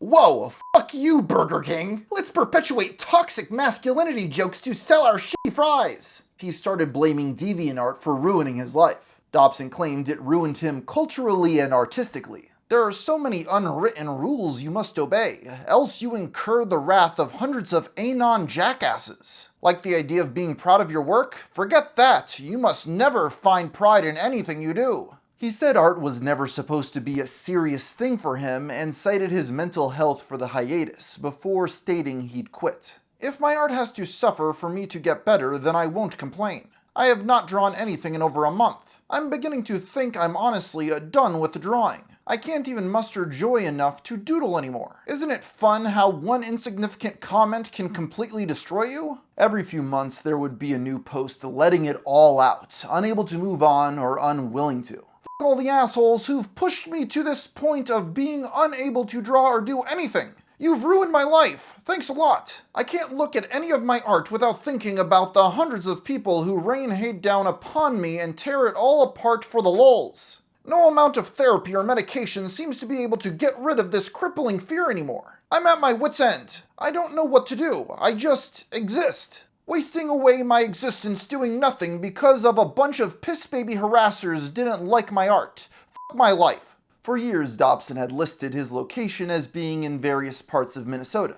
He went there for college and lived with his girlfriend at the time. When the two broke up, it seemed he moved back to his hometown in Massachusetts. There were posts indicating he was both unemployed and living with his parents. The worst part about being an adult in this day and age is trying to convince your parents' generation that they fucked up your job prospects. It should be noted that his family was very likely left-wing, as he said that they celebrated upon hearing that right-wing Supreme Court Justice Antonin Scalia died. That gave him all the time in the world to tweet, "Ugh, men," and fight back against "not all men truthers." In private, someone tried to recruit him for their anti-Kiwi Farms team, but he knew better than to declare war on the trolls directly. This upset the individual enough that Dobson had to beg them to stop spamming him publicly.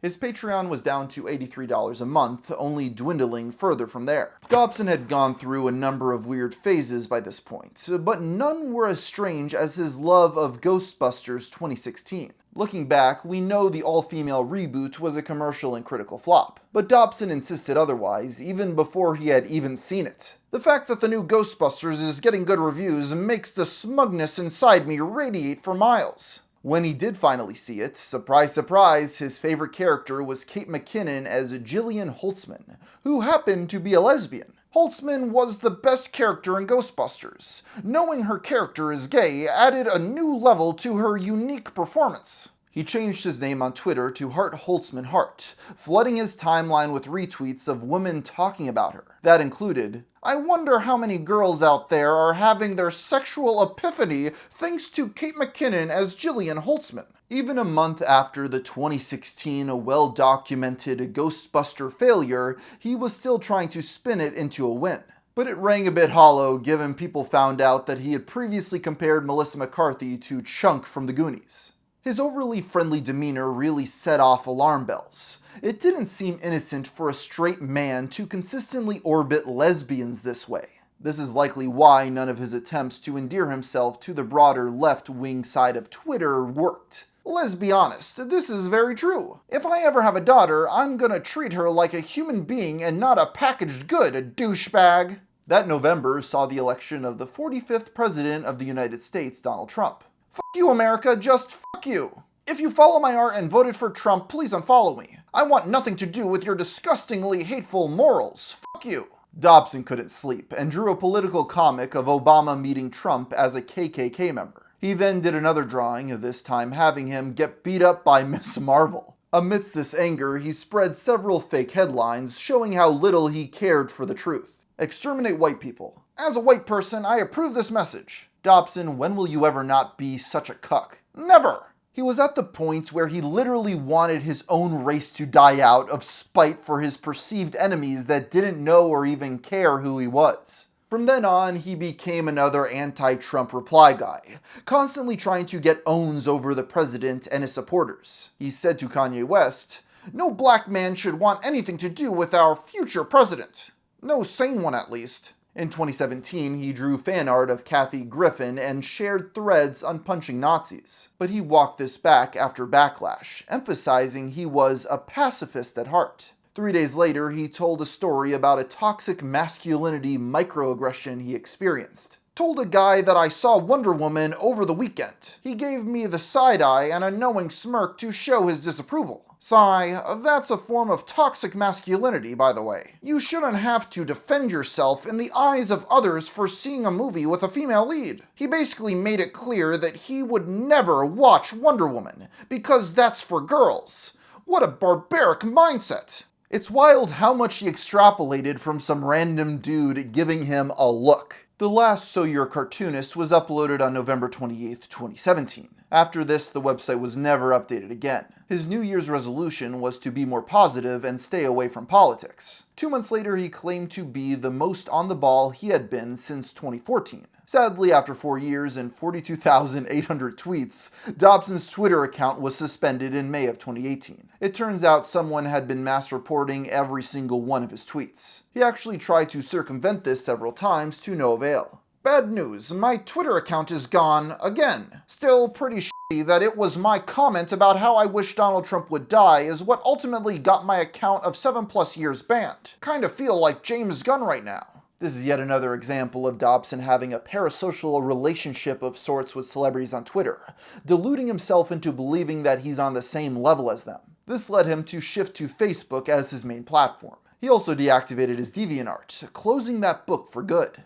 "Took a screenshot of my stats before I left. Just a reminder that views and stats mean jack shit. None of that translated into success." But it wasn't long before he found himself in new hot water, this time following the death of gaming personality Total Biscuit, who died after a long battle with cancer. While the man's corpse was still warm, Dobson wrote on Facebook that he was conflicted due to the late YouTuber's support of Gamergate. There was immediate backlash from people who felt like he was making Total Biscuit's death all about himself, which he was. When asked if the two had ever interacted directly, Dobson couldn't remember. And by couldn't remember, he meant he was merely LARPing a rivalry with a person who didn't know who he was. While his comic sites were in limbo, he kept sharing political strips on social media. This helped him gain a moderate following on Tumblr. The trolls followed him with the most prolific blog, The Hypocrisy of Dobson, created in February 2018. It gave a historical recount of the cartoonist's 20-plus year career, helping popularize his reputation as a lolcow. This was effective enough to result in posts warning other fandoms of him. He was forced to respond to specific claims like fetishizing lesbians, pointing to one of the few pieces he did with gay men. With this, he was able to frame the decades of trolling as being the result of his progressive views. I started So You're a Cartoonist 10 years ago as a way of poking fun at silly annoyances and common problems that all artists faced. But as bigotry and geek culture reached a boiling point, it slowly morphed into a series that taught Feminism 101 and made fun of hateful rhetoric. I could never have anticipated that respecting women and having basic human empathy would be considered such divisive and political concepts. This comic noticeably redraws his older work to replace his human self with the bear. Dobson continued to tease his secret new project, stating it would exclude white cis straight men. Things I can mention about it. The protagonist is a black woman. There will be magical creatures. A bearded lady at some point makes an appearance. Maybe Muslim vampires? Not sure yet. In the meantime, he released a 3-chapter adaptation of The Adventure Zone, a popular D&D podcast by the McElroy brothers. Yes, the very same McElroy brothers that Travis, Brentalfloss's old roommate, is a part of. He also did an animation for them, possibly in an attempt to land an official gig. It is strange in retrospect, given he once said he would never understand Dungeons & Dragons, though this may have just stemmed from bullying. His YouTube channel saw some activity as well, uploading 4 problematic things about Breath of the Wild, which begins with a clip from Feminist Frequency. Breath of the Wild is a fantastic game, but no game is perfect, and even our favorites can have some problematic moments. So I wanted to take this time to touch upon 4 problematic features in Breath of the Wild. And remember that it's both possible and even necessary to simultaneously enjoy media while also being critical of its more problematic or pernicious aspects. The list includes perceived transphobic storylines and unwanted sexual advances. He also did fan art for cartoons like The Owl House, She-Ra, and Miraculous Ladybug. In 2016, a comic he made defending the Disney Star Wars trilogy went viral, albeit ironically. It was widely interpreted as disliking them made you sexist. This was the last major controversy he had before the turn of the next decade. The same year, he would ultimately end up disappearing entirely. Dobson had contemplated doing this before. When he deleted DeviantArt, he remarked, "And now the urge to just up and delete everything and disappear forever is becoming overwhelming. 3 years later, he would end up following through.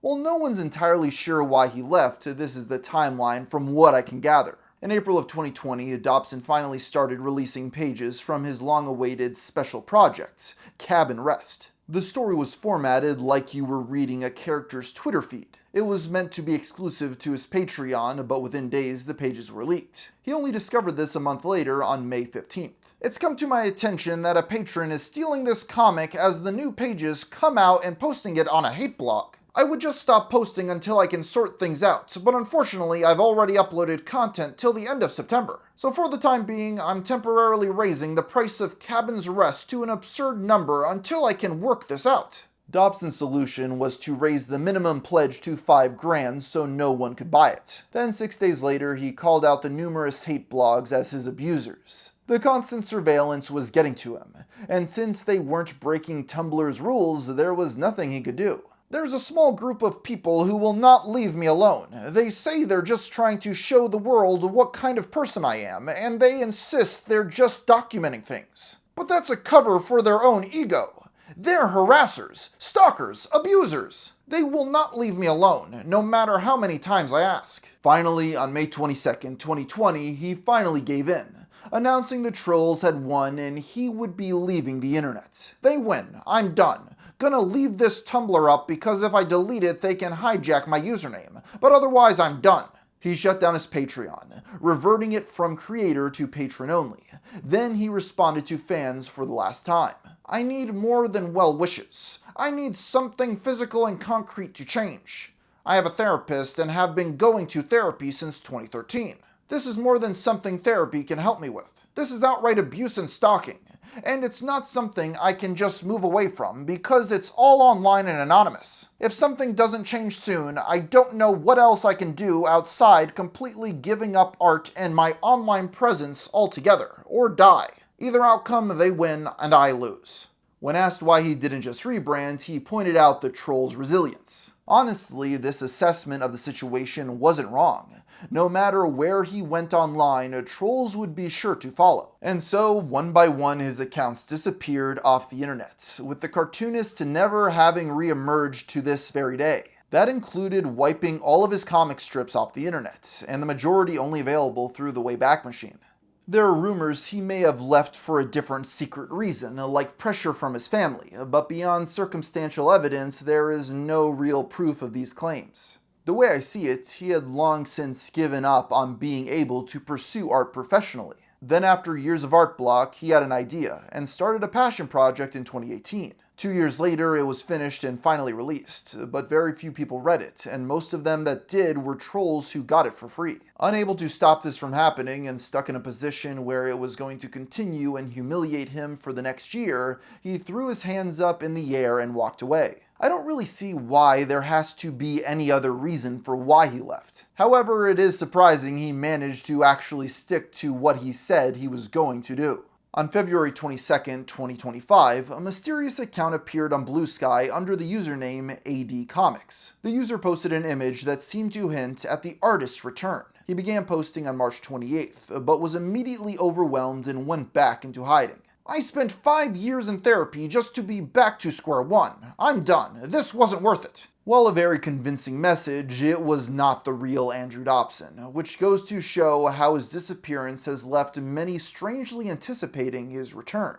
In conclusion, while I usually like to finish these videos on an upbeat note about how the person I'm talking about might have made mistakes but doesn't seem like a bad person, in the case of Dobson, the more I researched him, the more I grew to dislike the Cartoonist. This is an able-bodied man who grew up in what appeared to be a nice area with good schools and a decent family unit, with access to cutting-edge computer technology in the 90s that few other teens would have been able to get their hands on in that era to make digital art. From there, he was given the opportunity to attend a fancy art school to build connections and refine his skills to get into the industry, and was born in the perfect era to be an early adopter to the World Wide Web. But what did he do with this framework? Squandered it as he refused to adapt and improve, or even work on his communication skills to get a job in the industry, and instead would spend thousands upon thousands of hours complaining on Twitter. Even the beliefs he did hold seemed to be surface level. His support of the LGBTQ community appeared to be to shield criticism of his lesbian artwork, and the left-wing ideology he held lacked any substance beyond trying to LARP as an associate of political grifters